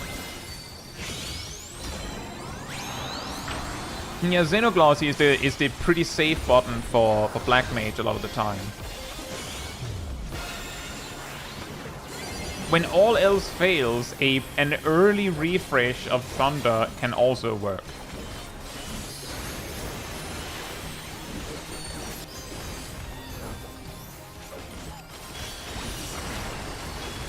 That seemed like a reasonable timing of Reawaken. I don't think the second Ouroboros will catch the buffs, but it's pretty good. Oh no. No, it definitely won't. Oh man. That's pretty good. If we for a second disregard the fact that you were out of range, so you kind of like delayed your GCD unintentionally. We ignore that for a moment. Let's see if I can see it. So you can... there's a tip for this. I'm not saying just look at Aradel Lamau, but you can see here that Aradel used technical step, which means that in about 5 seconds or so, technical finish comes out, which means that if you want to use reawaken like at GCD or 2 before technical finish hits, I think Viper wants to do that, not 100% sure, like just off memory, but I'm pretty sure they do. This is your call sign that get ready. Now, looking at Aradel for that while this is happening is a pretty pretty big ask. However, you used Serpent's Ire at this exact moment, so by virtue of you using Serpent's Eye at that exact timing, as Copper Sulfate says, by the timing you use Serpent's Eye, that just happens to work out naturally. But, of course, Aradel might be late. But what you could do, if that's not a preferred solution, is if you put Aradel as your focus target. I have at least noticed when I have Aradel as my focus target that I can see technical step, the buff, like the prep buff on the focus target, but not in the party list. So I will be able to tell that this is coming on my focus target, which I wouldn't have if I didn't have Aradel as my focus target. So that you could test that. You can also just, you know, as Copper Sulfate says, the timing appears to be that, but based on the way you use Serpent's Ire, it happens to line up naturally.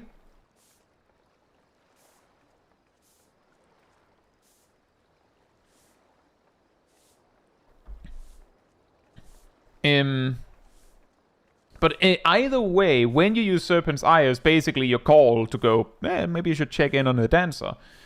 It's a pretty small and a little, like, picky optimization, but it's a tip. A way you can optimize that a little bit better. And I'm just saying it because that's what I do. As Black Mage, if I'm doing content and I see Aradel's closed position on me, then I put Aradel as my focus target, and then I pay close attention to when technical step appears. And then I'll try my best to put down ley lines when technical finish hits. Zab says I can always hear when a dancer uses technical step. That is also a way to do it. Is it? Let's listen. Yeah, there is a sound, but with all the other stuff happening, that's really hard to tell. And I feel like the sound is very similar to standard step.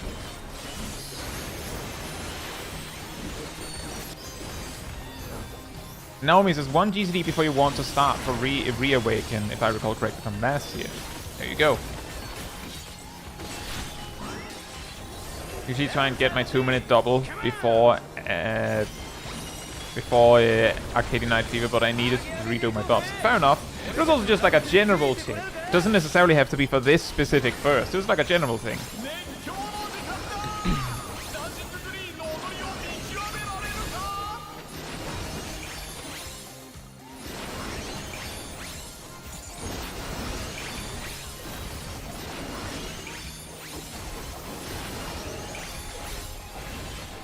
The slow walking back is scaring me. I understand. Oh, that was a nice little discovery. It has been difficult for me to put into words what it is, but I have noticed, especially in this specific raid tier, that sometimes bosses sound like... Not necessarily bosses, but like voiceovers from things in the game sound like, especially these bosses, M5 and M6 especially, sound like in their voiceover for mechanic, like they put like a cup up to the mic and like speaks into it like this. Like there's some sort of like strange echo. It makes it more robotic sounding almost. I think it's like because the sound is loaded weird.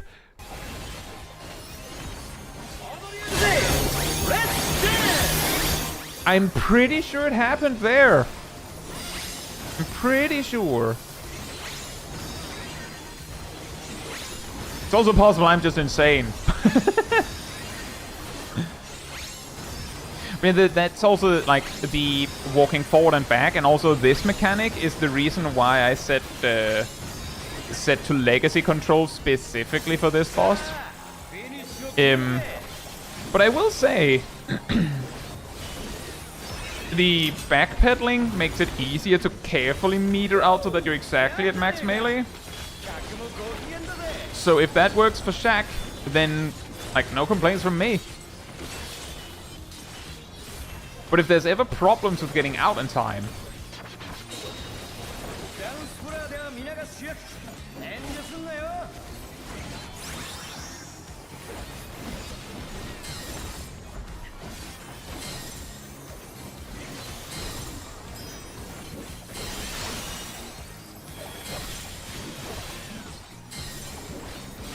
oh boy.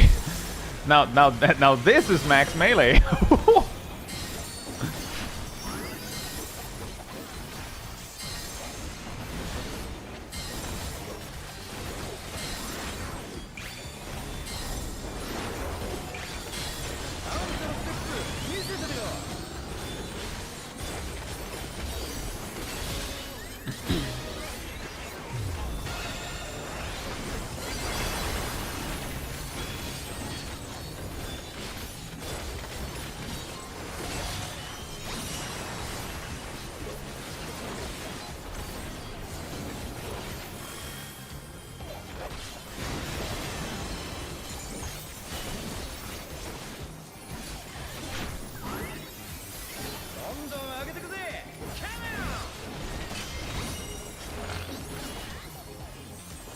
Sir?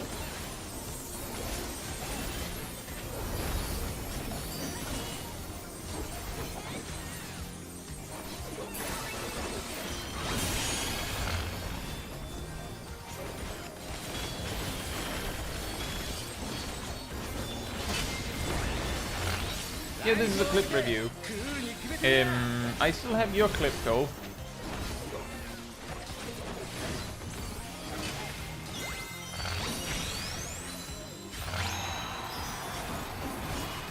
You sent a clip from Suzaku Unreal like a while back, but I still have it.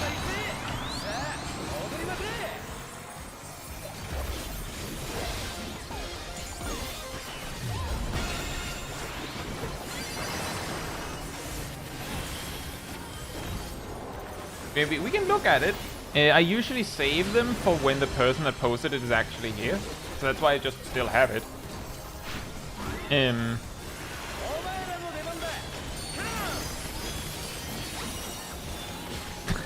Goes to Shaq, you're too ethical for a melee player. I feel like Shaq can greed.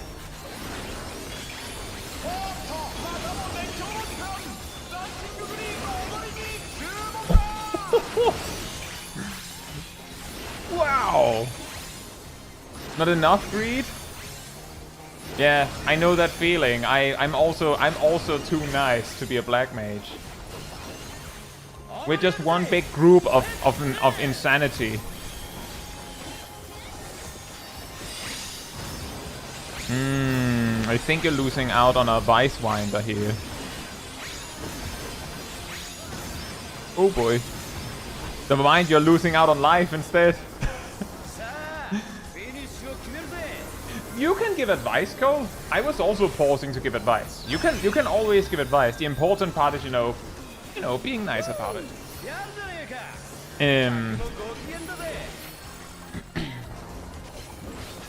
But you can always, you're allowed to give advice.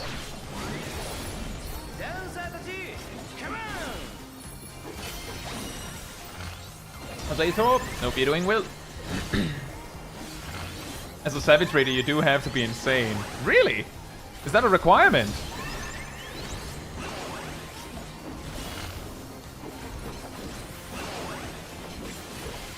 Like, it's like a job description. Savage Raider. Well, you have to be insane.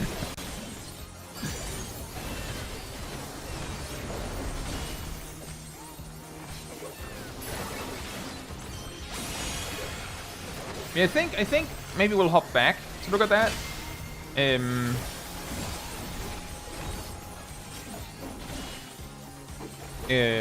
We can see this to the end. There's a little GCD clip there.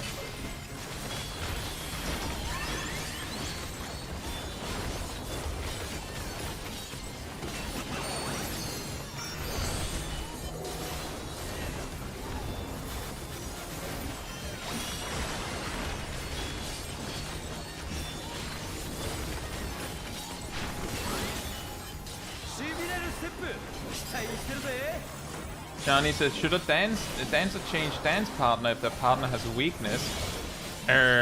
Optimally, I suppose so. Like, if you can easily set up standard finish on something else, then possibly. But obviously, like, optimally, you just don't have weakness, right? As I almost died during frog baits. Here? Yeah. True. And yeah, as Ham says, never plan for failure. Of course, that is also what I'm saying, is that, yeah, technically it would probably be better to switch dance partner if you can do it smoothly. But it's like the kind of situation where like the actual optimal answer is just don't have weakness on your team, Lamau. Like yeah, that's helpful advice.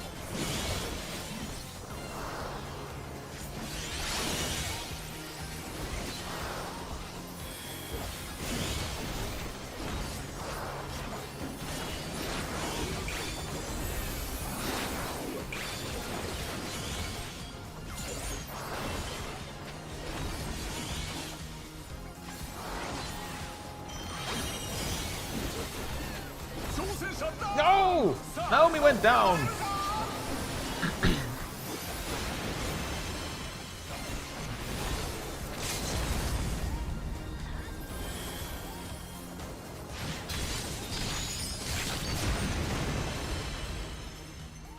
So, that went pretty good. The first thing that I wanted to mention here is that this is an awkward one, because for a lot of jobs, if you're not sure what to press next, for a lot of jobs, just press your filler combo is like pretty safe, and it's relatively obvious what it's going to be. It's a reasonable chance you can glance out of the corner of your eye that, oh, it's 2 now, or it's 3, or it's 1. Like, you just, you know, go through the motions if you don't have this, like, the space to look at what you're actually supposed to do. With Viper specifically, you can get caught a little bit as a player in general in this situation where there is a correct answer, but you might actually feel like you actually have to look at the buttons to see which one you have to press. Technically, or not even technically, just genuinely, I would say most of the time you would gain more from just pressing one of the buttons than waiting a second to figure out which one you're supposed to press. That's not perfect, and the target is of course to press the correct one, but there are a few points in the fight where you have like your GCD sitting there where like you're focused on something else. You can do that better by just pressing, like, it doesn't really matter, like, as long as you don't do it for a really long time, just pressing, you know, Q or F, just press one, is often better than doing nothing. Even if you press the wrong one, it's still better than doing nothing. Another one is, I'm sure if we check the Ziv analysis on it, that it'll say that you lost out on a certain number of Vice Winders, but you had at least here at the end, so like in hindsight, like you had to LB3 there, so like a little difficult to plan that right down to the wire at the end. But you did have this at the end, and an earlier point where you had 2 stacks of Vice Winder. Outside of like rather specific circumstances, or burst is coming up, you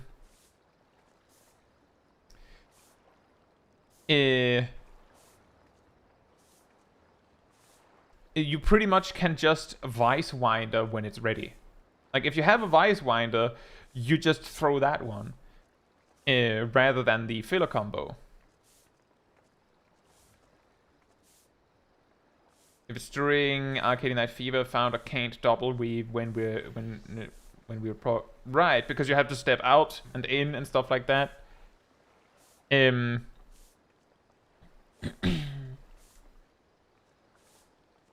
it because of the way you have to press the buttons, or is it because like you get out of range or something?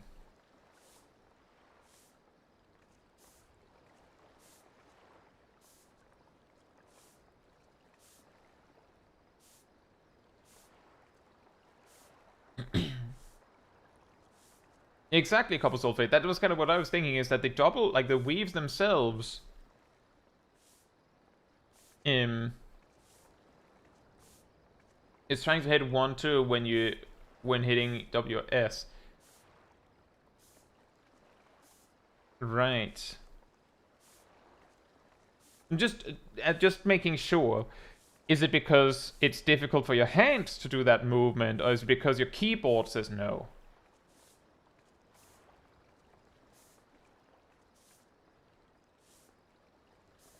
Hands. Right. One way you can try and resolve that is you could have your weave buttons on multiple buttons, or try with different buttons. That would, of course, you know, require new muscle memory, but it's just a suggestion. If it's a hands thing, then that is something that you might be able to overcome yourself. But if it's something you've realized recently, then that, of course, explains. Like, yeah, so I figured it out and I recorded this. I haven't found a solution yet, so... Right? But yeah, if it's a you can't with your hands, then you might be able to solve it. But yeah, as I said, optimally, Vicewinder is basically on 0 charges. And when it hits 1, you're looking for where you're spending it. And the only time where you might not do that is, let's say you have 3 coils. Like, you already have 3 coils. Then you'd, of course, go, well, I have to spend 1 to make space for another one so I can use Vicewinder. So, like, that there's this, like, domino effect where it's like, well, I have to use Uncoiled Fury before I can use Vicewinder, and I want to use Vicewinder, so I have to use Uncoiled Fury, and then you do that, and you use Vicewinder and go through that. But let's say that in 10 seconds, something is coming up, and it's really convenient to have 3 coils for that. I'm just talking like general stuff. I'm not talking about M5S specifically. I'm talking like a fight happens and you want 3 Uncoiled Furies. Then you can use those 3 for that, and then you can go through Vicewinder, and then you have 1 again. So you're not down to 0. So like you can plan it out. But when you have a charge of Vicewinder, you want to think about when you're using it, and that thinking has to be less than 40 seconds, because otherwise you'll have 2.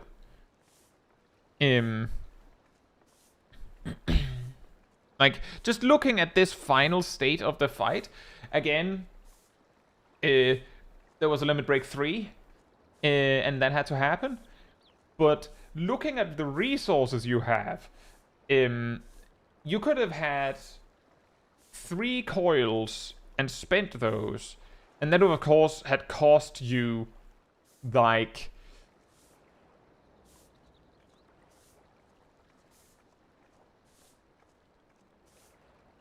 about 9 seconds and about 15 seconds, like 24 seconds, like 12 filler GZDs, just 12 1-2-3s. So you could have ended on 50 gauge and no coils instead, something like that. And it would probably get done more damage. The reason why it matters that you would have probably finished on 50 gauge is because, like, there's also the argument that you could have spent that time on Reawaken, but, like, if we rewind time, you're going to go down below the resource amount to use Reawaken, so this Reawaken might just not happen with the clear time specifically. But there's, like, there's other things too, right? There's other things too. There were points where, like, your GZD was ready because you were focusing on a mechanic. There were times where you could have done other things. Like, there's a lot. Just looking at this final state, just rewinding about 24 seconds, going, what if you'd done Vicewinder? Well, rewinding the LB and 24 seconds, we could have said, maybe you could have used Vicewinder combo twice, and then 3 coils. Maybe that would have done more damage. So, like, it's just suggestions. Like, the key thing to remember, Shaq, is it's still a clear. So it's like, it's improvement suggestions. There was something around here that I wanted to see. It's like, actually, this might be the time to check this.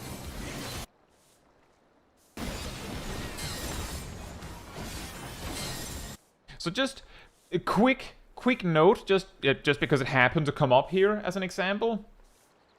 This is exactly what I mean with it's better to do something. Is that here we have the wrong step 2, but the alternative could have been Shaq just standing there like, The big problem is, of course, that the speed buff is running out really soon, so you need that speed buff right now, which you caught with the Vice Winder, so that's good. And then I would say, like, you have Serpent's Ire, so there's a burst window coming up. Finish the combo. And then, like, essentially looking at this very moment, Serpent's Ire is available. It has been for a little bit, so it looks like Aerodel was also a little bit delayed with their technical finish based on what we saw before. So at this point, if I was in your position, again, it's really easy in hindsight with, like, I can just pause and think about what I want to do, right? I would probably go flank, I believe they're called flank sting something. The filler combo finish, just to get that out the door. And then reawaken. And the reason why I would finish the combo and then reawaken is mostly because at this very moment, chaos is already happening. So I know that I just finished a Vice Winder combo. So if I do double reawaken, that filler combo is going to die. And we don't want that. That's actually a damage loss.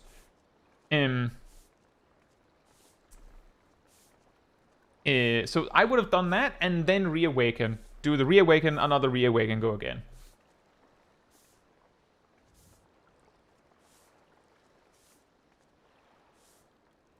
And that's also true. You can use Uncoiled Furies during reawaken if things get awkward.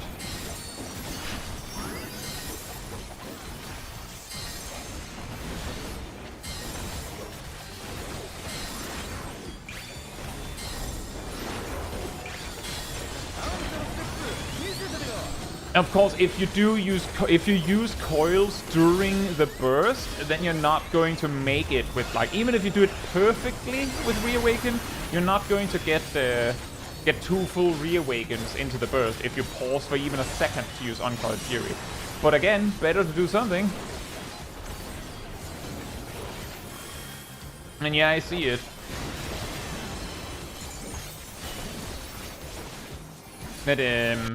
That here the damage buff runs out, and you have a rear positional here, so you use the speed buff. Optimally, that had been the flank one first to get the damage buff off. And then extra uncoiled lost him the buff. Yeah, exactly. That's how it can, like, have this domino effect of you make one mistake and then, like, another mistake and then another mistake, another mistake. Just not much you can do.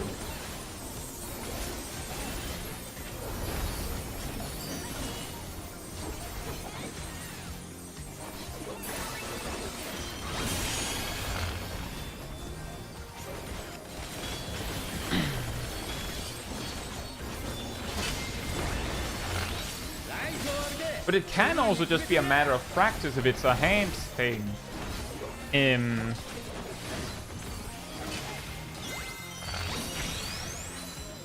To, like, figure out how you do it. So it's just a matter of practice.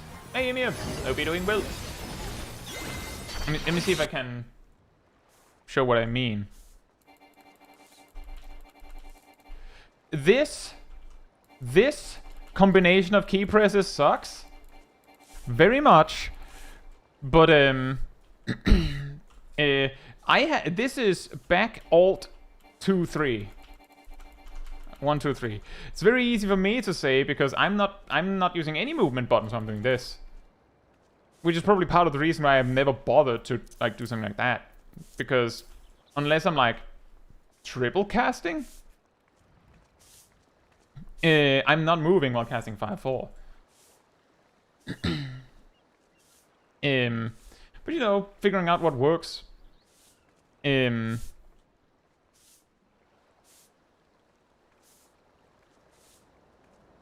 yeah, main tips I would say is I did give the suggestion about a way you can plan your reawakens around technical finish.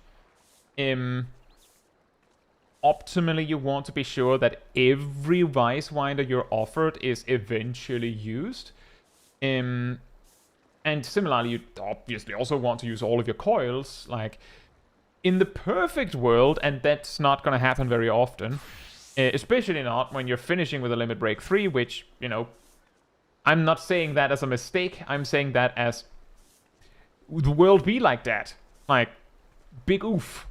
But optimally, you finish a fight with your gauges looking like this, and then Vice Winder being at 0. But that's not going to happen very often. Like, I think I mentioned that in one of my I think a mentor lab as Viper, that optimally you have no coils left, you have no, like, Serpent Gauge, you have no Vice Winders, and also you don't want to finish with step 3 of your filler combo ready, because that does a lot of damage. Like, there's a lot of things Viper wants to do, and knowing exactly how much time you have left can really change what you're throwing in the pot first.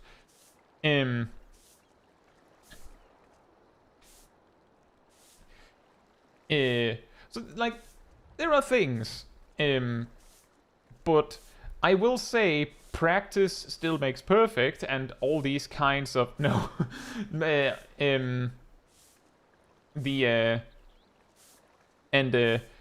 There's also the fact that there's a lot of mechanics happening, and you had a surprise death at one point, and admittedly, if that's the only thing you fix, that'll probably be a pretty big improvement already. And that's like, you know, it'll come with time. But if you're having trouble moving backwards while doing your OGC moves, then it might be something worth practicing, seeing how you can do it with your hands. Red Mage LB3 during Funky Floor lock-in time. Oh boy. There is a possibility that we'll get to a point where, at the very least, the LB3 can be used sooner. For other reasons.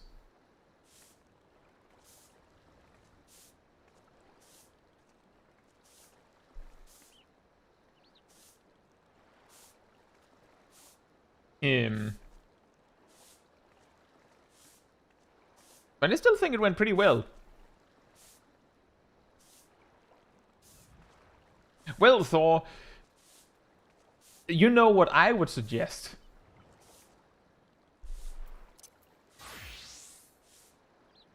But the only one that can know for sure is yourself. Yeah, exactly, Cole.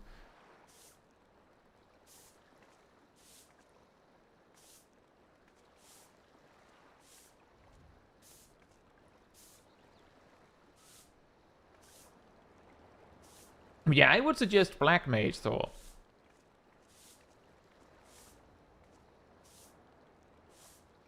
Wait, what do you mean, Copper Soul Fate? Suggest a certain what over the other?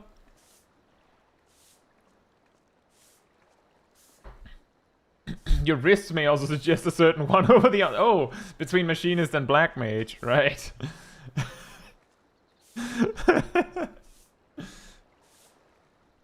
Right. Yeah, I hope some of the tips help, Shaq.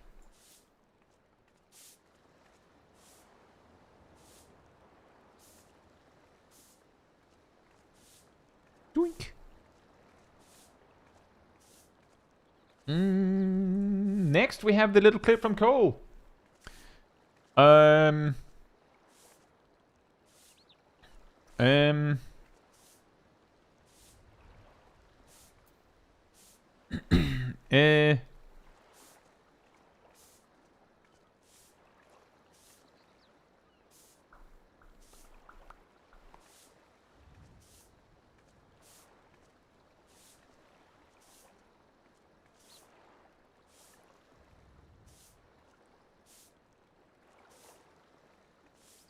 I think it's fine. It's 30 years ago. No one will ever know.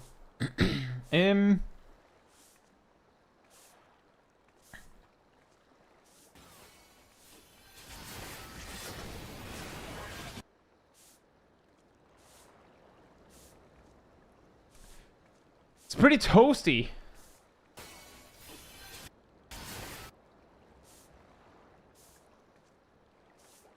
Top left is a glitch. Yeah, exactly. It's not from this. It was an image. It's actually being used to hide what is actually happening. There's an extra chat log, and that was the only picture that was available.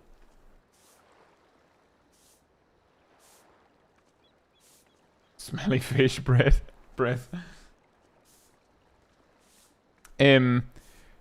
So I'm seeing this one is going for you.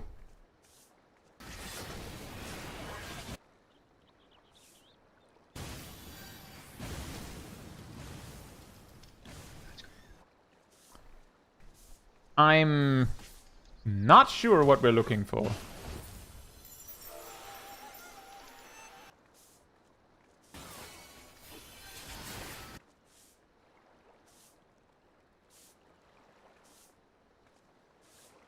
Look at buffs.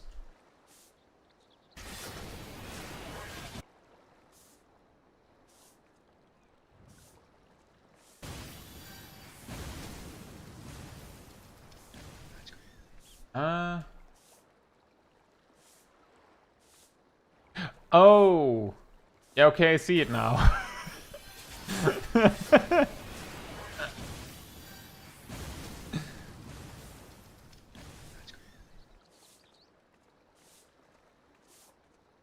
You know, I think the most I will say there are two things about this. The first one is the hilarity of the scholar using expedience to make it to their spot. The other thing is the amazing latency perfect timing of this. Apparently, given that you didn't take damage from the explosion itself, that is an auto attack. Right here, the game thinks you're there. Somehow. Like, that's impressive.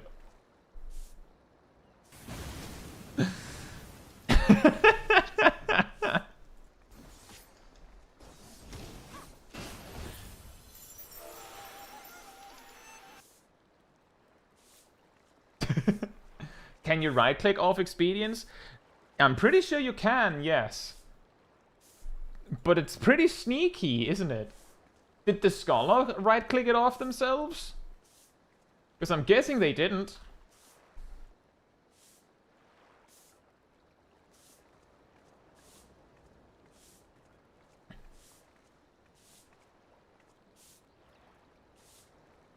Exactly, people are a little bit more focused on something else at that very moment.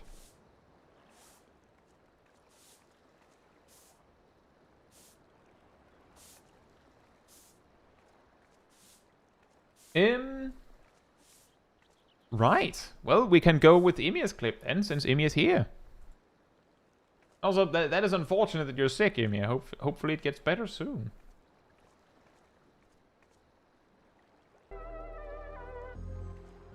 Oh, I'm in this group, of course. I do remember that. I don't think this was the one where I didn't get hit, though.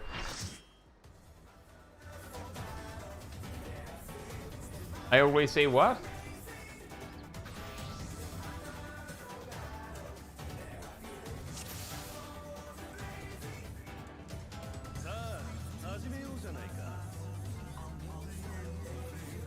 Would you rather that I say things will get worse?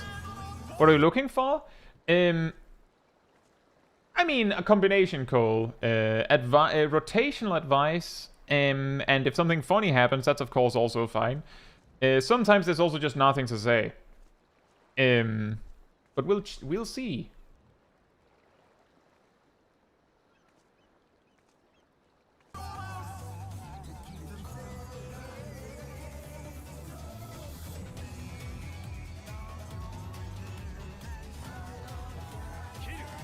Oh yeah, we're solo tanking this because it's normal, of course.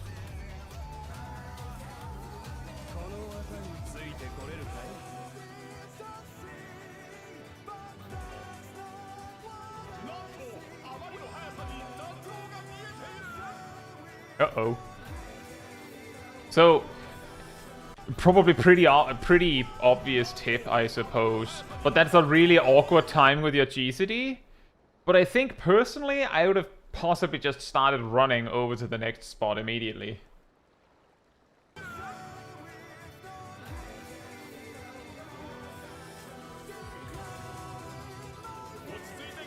You can normally pull that off. I think the reason I couldn't was I think right at the end of your No Mercy there was a clip. Like right at for a moment, a very brief moment, there was a GCD clip. And then that, of course, has a knock-on effect that the next GCDs are late, which then leads you to make that mistake. I think we've talked about that on back when we were progging M2S, that there are some mechanics where things get really spicy. Double down should have been used there.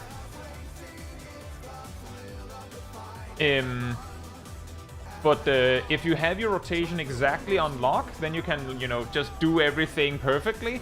Then you know what you can get away with and what you can't get away with. But if you clip a GCD even once, then you might not be able to do that.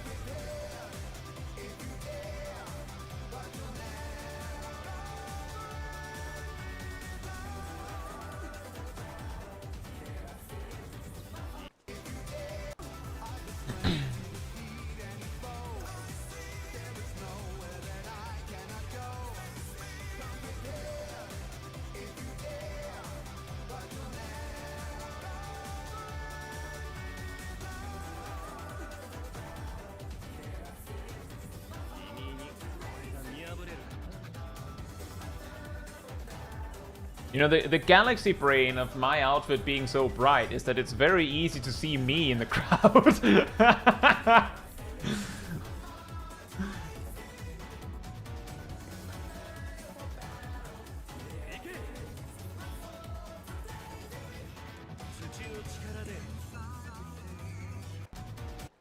So this one is a really, really awkward situation. I'm pretty sure at this very moment, in this exact state, that the best thing you can do is either, like, I'm not exactly sure how the timing points out. Yeah, I think that's also what's coming up here, Cole. Is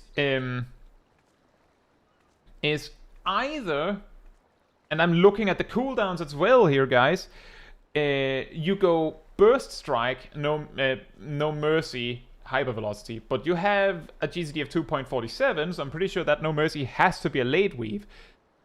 You could also go just burst strike, hypervelocity, no mercy, and just eat that no mercy is getting drifted.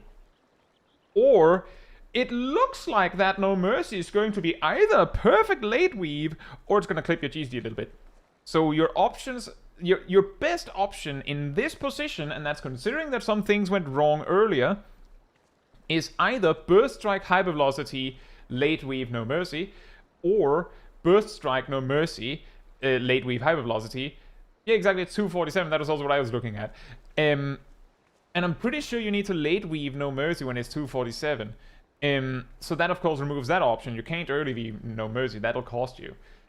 Or you just late weave no mercy right here. And then you just lead with burst strike, because Gnashing Fang isn't coming up in time. Like, it's not going to be the first GCD. You can make burst strike be the first GCD, and then just Gnashing Fang after. But indeed, because you want to get down to 2 cartridges relatively fast, Burst Strike should be your number one priority at this very moment.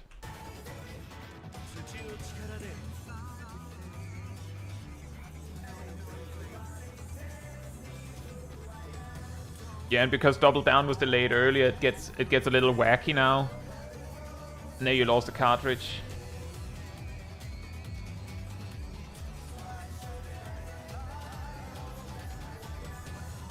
And the exact reason why it's so important to get Double Down out the door as quickly as possible is because it's gonna hit your future bursts. Freestyling, yeah, it has to be. But that's not too bad.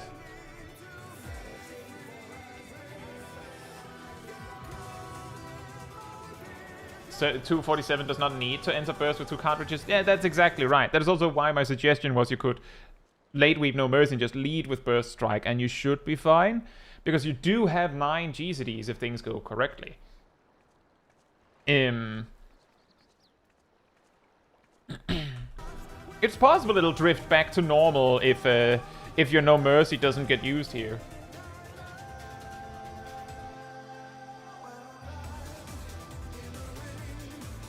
Does Gunbreaker not have any gain on 2 for these ads? I think Faded Circle is a gain on 2. I think that was an overcap, but yeah, there you go. There you go.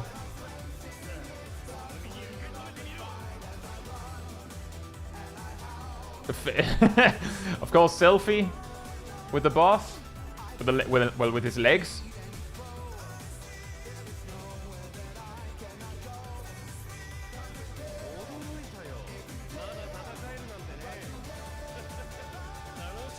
Uh-oh. Uh-oh. No mercy? No mercy? Oh no! Oh no! Oh no! Oh wait, I see it. I see it. I see it. Imius is galaxy braining here. Look very closely. There's one very specific reason why No Mercy is being held. Bloodfist is coming up in 30 seconds, which means, you know, assuming everyone else nailed it, that the 2-minute burst is coming up in 30 seconds. I don't know if that's optimal. It depends on the kill time of the boss, I'm pretty sure. Which is going to be difficult to know, it's normal. But yeah, that's pretty smart, I would say. I don't know if it's optimal, but it's pretty smart. Like, in the moment, I would say there you should have used Burst Strike, though. That was a wasted cartridge. And also, you should probably use Burst Strike here as well.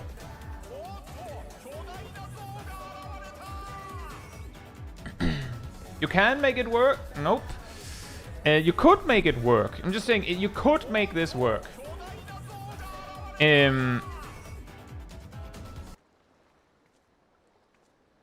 Your next GCD here should... So you of course, Battle Shock Blasting Zone. After that, you should probably have used Burst Strike. Just straight Burst Strike so that you could use Bloodfist.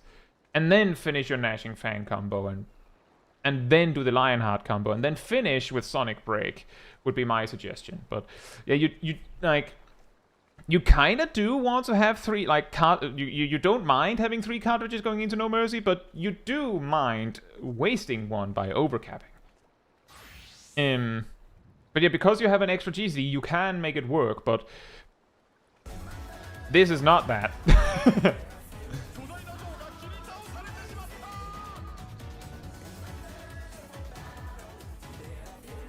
Oof.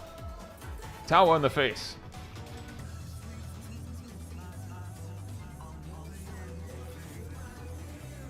Yeah, I think there was like a hesitation moment somewhere that meant that you just barely missed No Mercy with Sonic Break.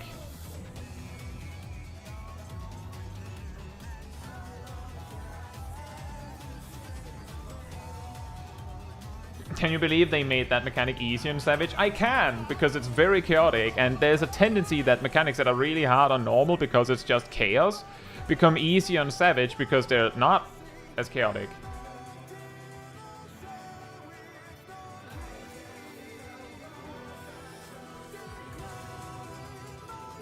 Oh, nice! Almost. Almost. Oh boy. Exactly like the beats on him too.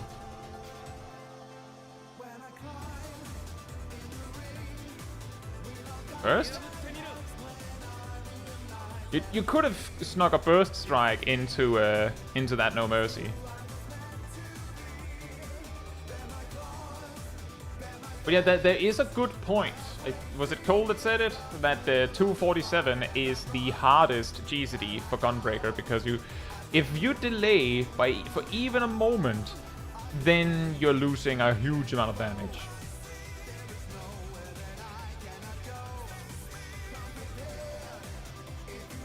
Exactly, Han. The reason why 247 can make either one work is exactly because they have precisely one more GCD to work with.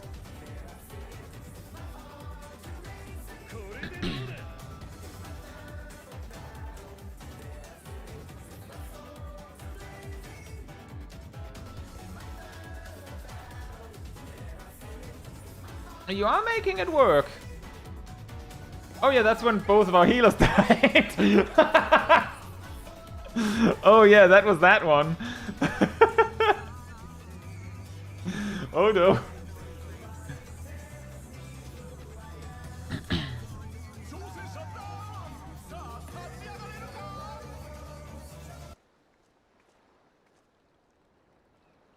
Colt says I will always run 246 over 247. Yeah, on my summoner set, I also run 246, even though supposedly it works with 248.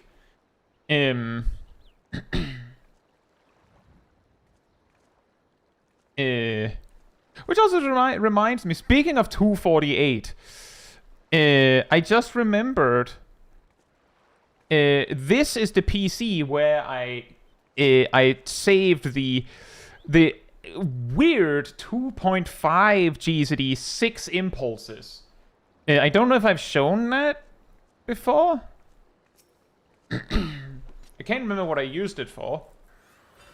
Clearly not a guide, because not a job guide.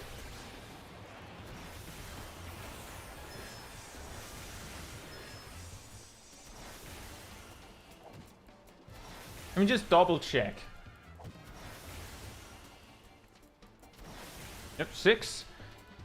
I don't know if I'll actually mouse over anything.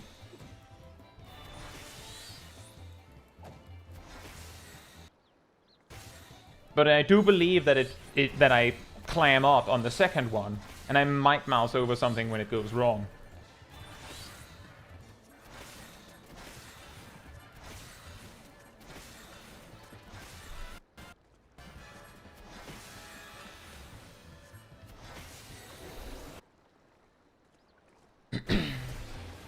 Yeah, 6 summoner rotation, I know, right? Level 60 summoner.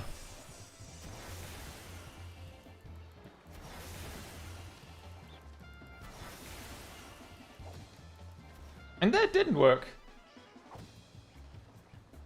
Yeah, and then I cut the record. That's how most of my recording of rotations work. One mistake, then I'm like, and then I just cut. So that's not very interesting to see cut to like see like bloopers, because that's how it looks usually. It's just.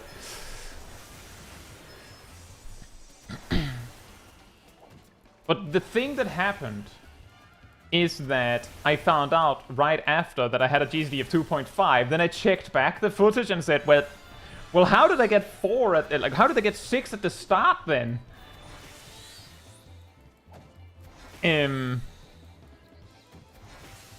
Which is to say, this is not very helpful. It's more like, it's basically like Mythbuster stuff to the degree of, it's not helpful. It would be like me saying, well, technically Summoner could work with no spell speed, when in reality it's server tech gods on my side. It's just something where it's so random that I couldn't make myself delete it. I was like, that's funny. I'm actually sad that I didn't mouse over any of my tooltips in the recording, and I would never be able to recreate it. But yeah, I also play Summoner with a 246, even though 248 should work. Because it's just, I don't find it consistent enough.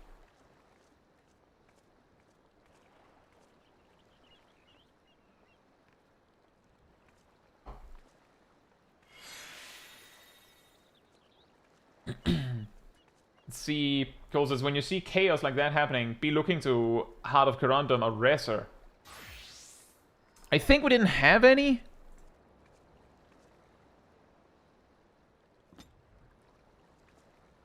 Yeah, no, we had 5 DPS and not one among them had a res.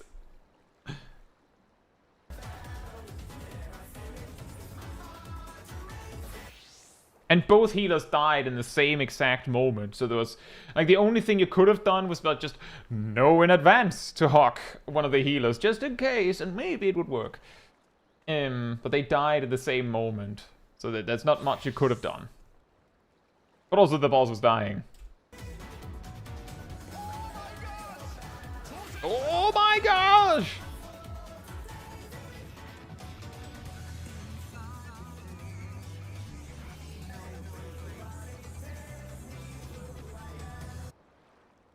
In normal mode, you can always just dodge diagonally. That's correct. That's true. The main reason why I don't always do that is because a lot of the time my GCD just happens to not line up perfectly with that. And I might not even use triple cast for it because I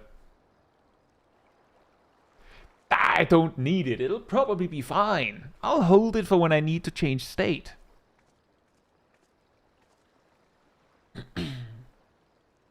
Right, then all we have left is Viek's clip, and I think Viek came in a bit ago. So I hope you're doing well, Viek. Are you still here? The Kaniloka science clip. We're still here.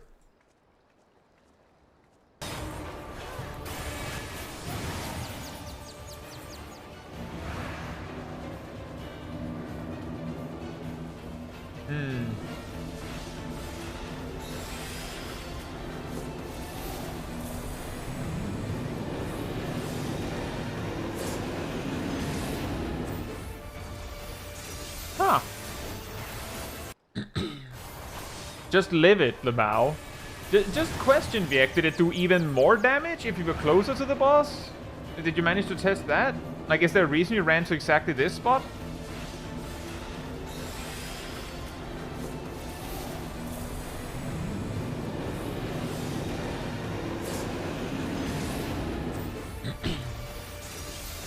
I invul and tab out. Like, you may have seen in my Mentor videos that I always do it right. I always, like, if I show it in the footage, I always just do the mechanic. Just get good Lamau or something. I'm usually out of the edge very early. Ham says, what was the passage for? Yeah, I was thinking that too. I think maybe Viek forgot that the damage reduction from passage doesn't affect the paladin. Standing closer did up to 600,000 damage. Oh. Reprisal as well? I think it was just mash everything.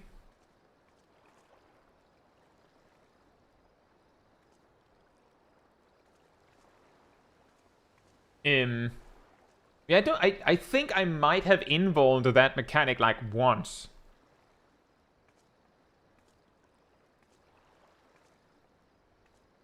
Because I usually just run.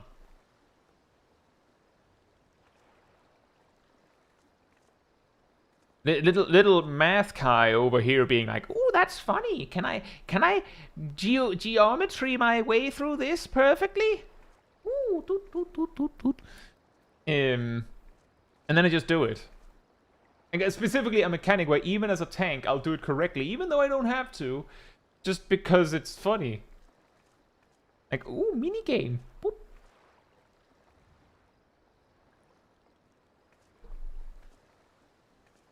Zams says I always invuln the last boss. Oh, good point! The invulning on the last boss is actually damage gain. Whereas here, it's just... Well...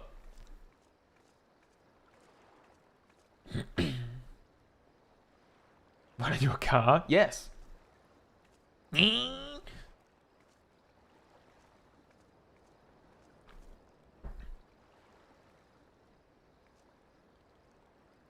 That is interesting. That is also something that often makes it difficult for me with proximity AoEs. Is that you usually have a pretty good idea of how much damage a proximity AoE does when you're far enough away, but I always wonder.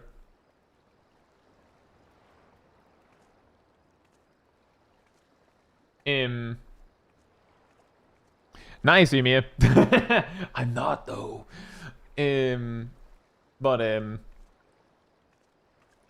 But like how hard the proximity AoE damage skyrockets as you get closer. Like, what's the cap? And like, how does it drop? Like a specific case where I got really surprised was the falling cameras on M7.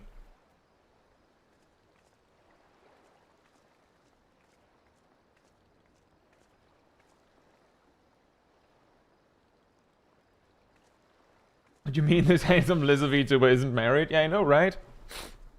Oh, that's fine.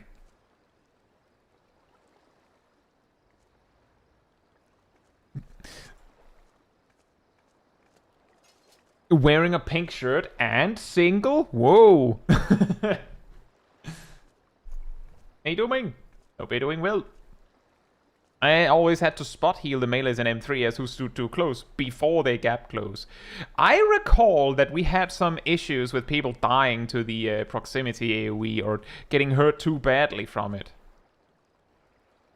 Ham says, I think the distance scaling of proximity AoEs differs from AoE to AoE. I agree. I agree. It is like, it's exactly like sometimes when I'm testing myths on like specific kinds of mechanics where I pretty much have to do things like, well, where I test it, go, it works like this, and then I still have to say, but it might work differently on a different boss. Because a lot of the times they do.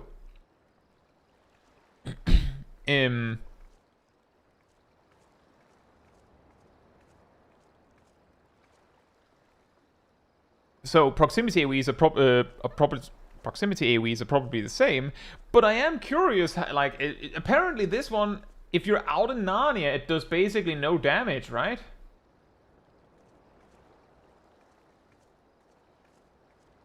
But under the boss, it does 600k with a kitchen sink, and if you're like a quarter ways out, it does survivable damage by a paladin kitchen sinking.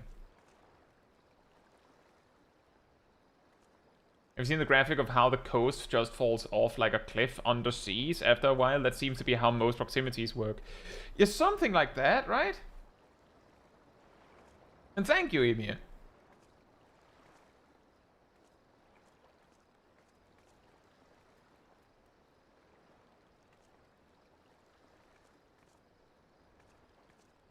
I mean, Nosrel, I would still say that it would be nice if they did. A particular one we ran, or well, at least I ran into when we were testing M7S, when we got to it, was that I kept running into the confusion with the circle spread marker. Even though it is a spread marker, but because it places a cross. Oh, this again. Materia, are you good today?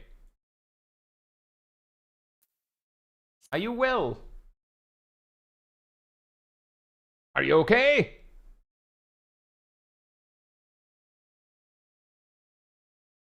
Feels very ominous with no music, actually.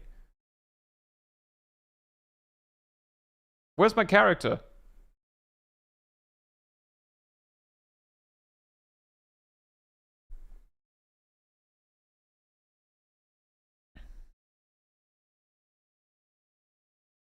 Gone to ether? My character just left.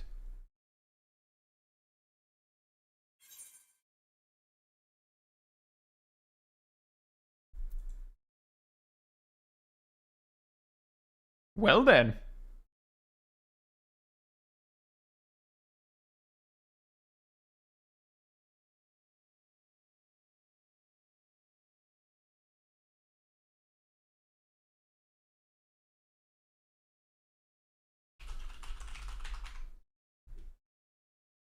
Thank you.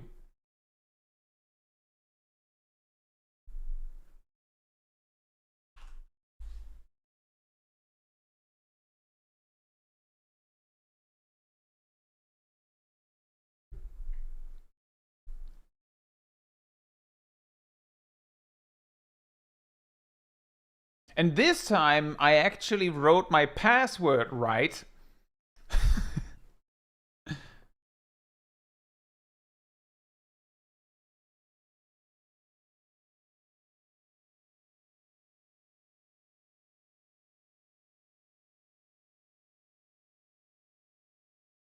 It also hung a little bit on the black screen earlier today when I logged in. It'll probably be fine.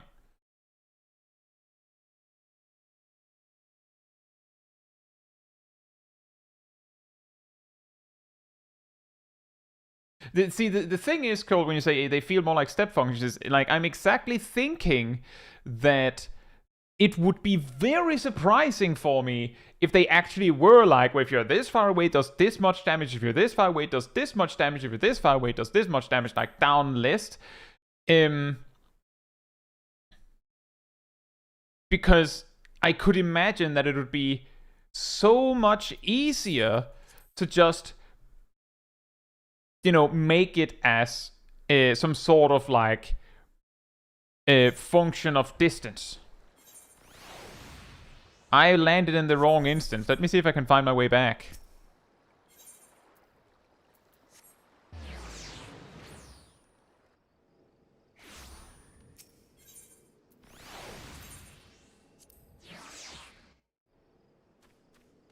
It saw that you were all over there and decided to put me in the other one.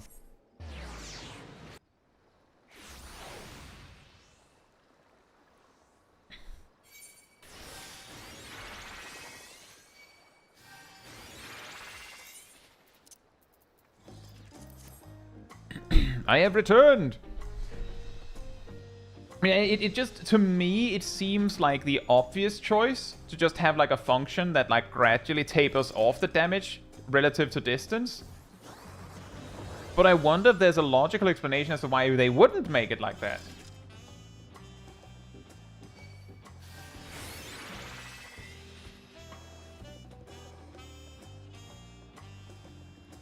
I don't really know if Final Fantasy XIV ever uses the obvious choice for coding. Fair point.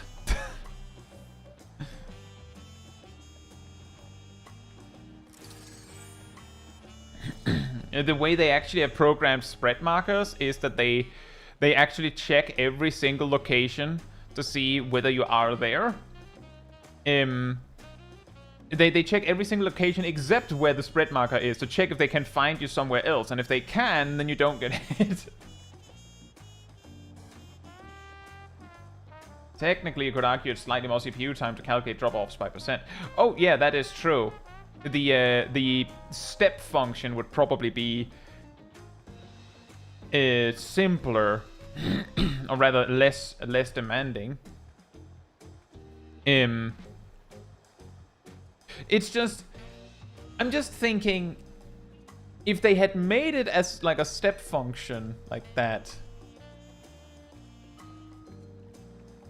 Well, I mean, trying to logic that one makes no sense, but just to me, the way I think is like, if they had made it as that, wouldn't it have made more sense to make the marker like a like spirals or like circles like expanding out to indicate like the steps? Although I guess the logic there is that no, you don't do that because it makes it less obvious to the player.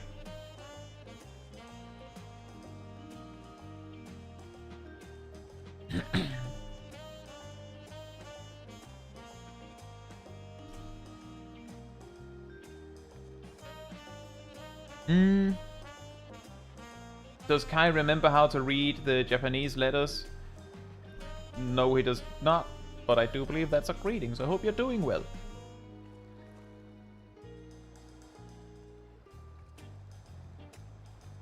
Is that Wakotsu or Wako?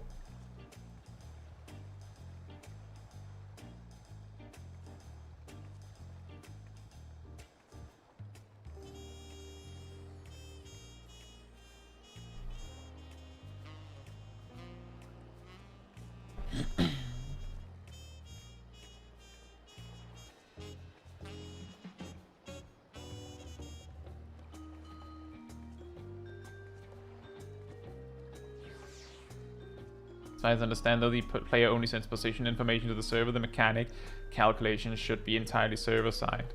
Yeah, something like that.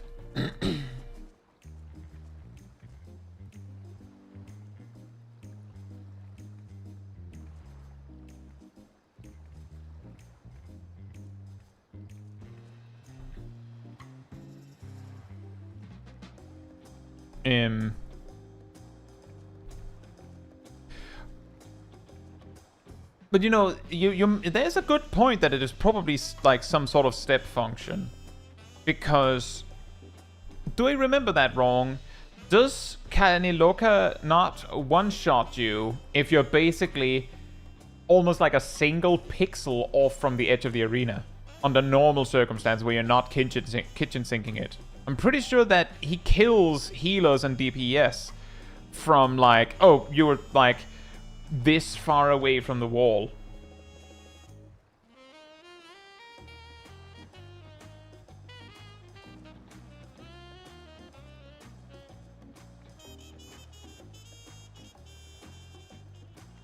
Something like that? Ham says, but in return the step function would be way more prone to bugs.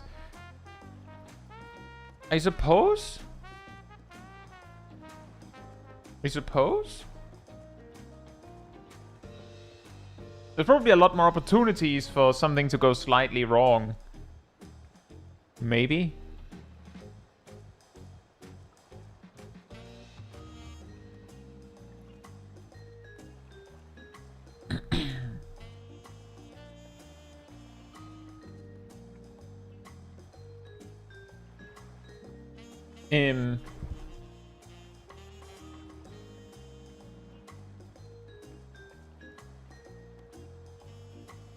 But I do believe we got through all the clips.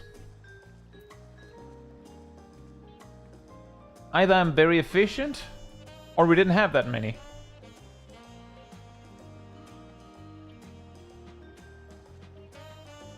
Nazareth says, was a fun fact of League of Legends that all units were measured in the smallest player characters.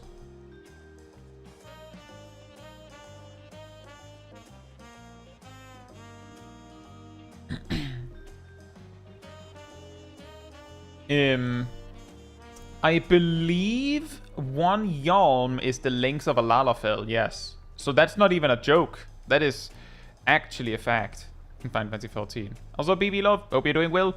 I am one of the ranged players, so it's not as simple as that, I believe. Is it? Or is that one of the strategies? Because I do recall when we were testing it that everyone was spouting that we're using one or another strategy. How's the walking? Well, it was a decently length walk, Zip Zap. Hope you're doing well. But I'm pretty sure one Yalm is actually one Lalafell.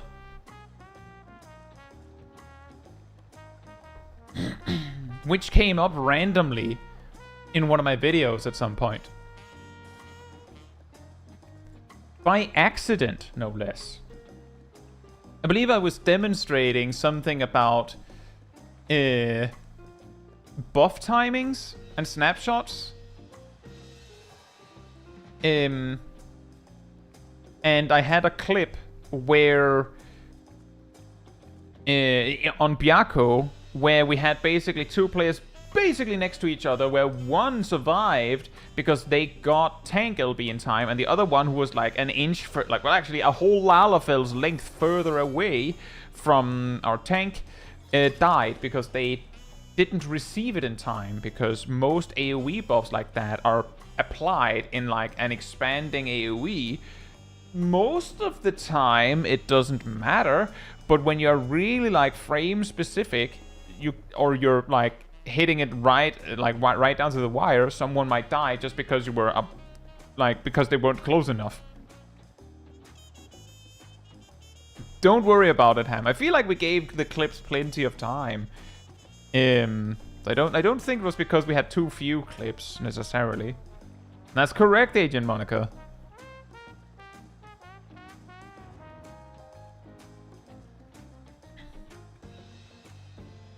You find a lot of deaths in M8S because there is a magic bone originating from one side of the arena in phase 1. Oh boy!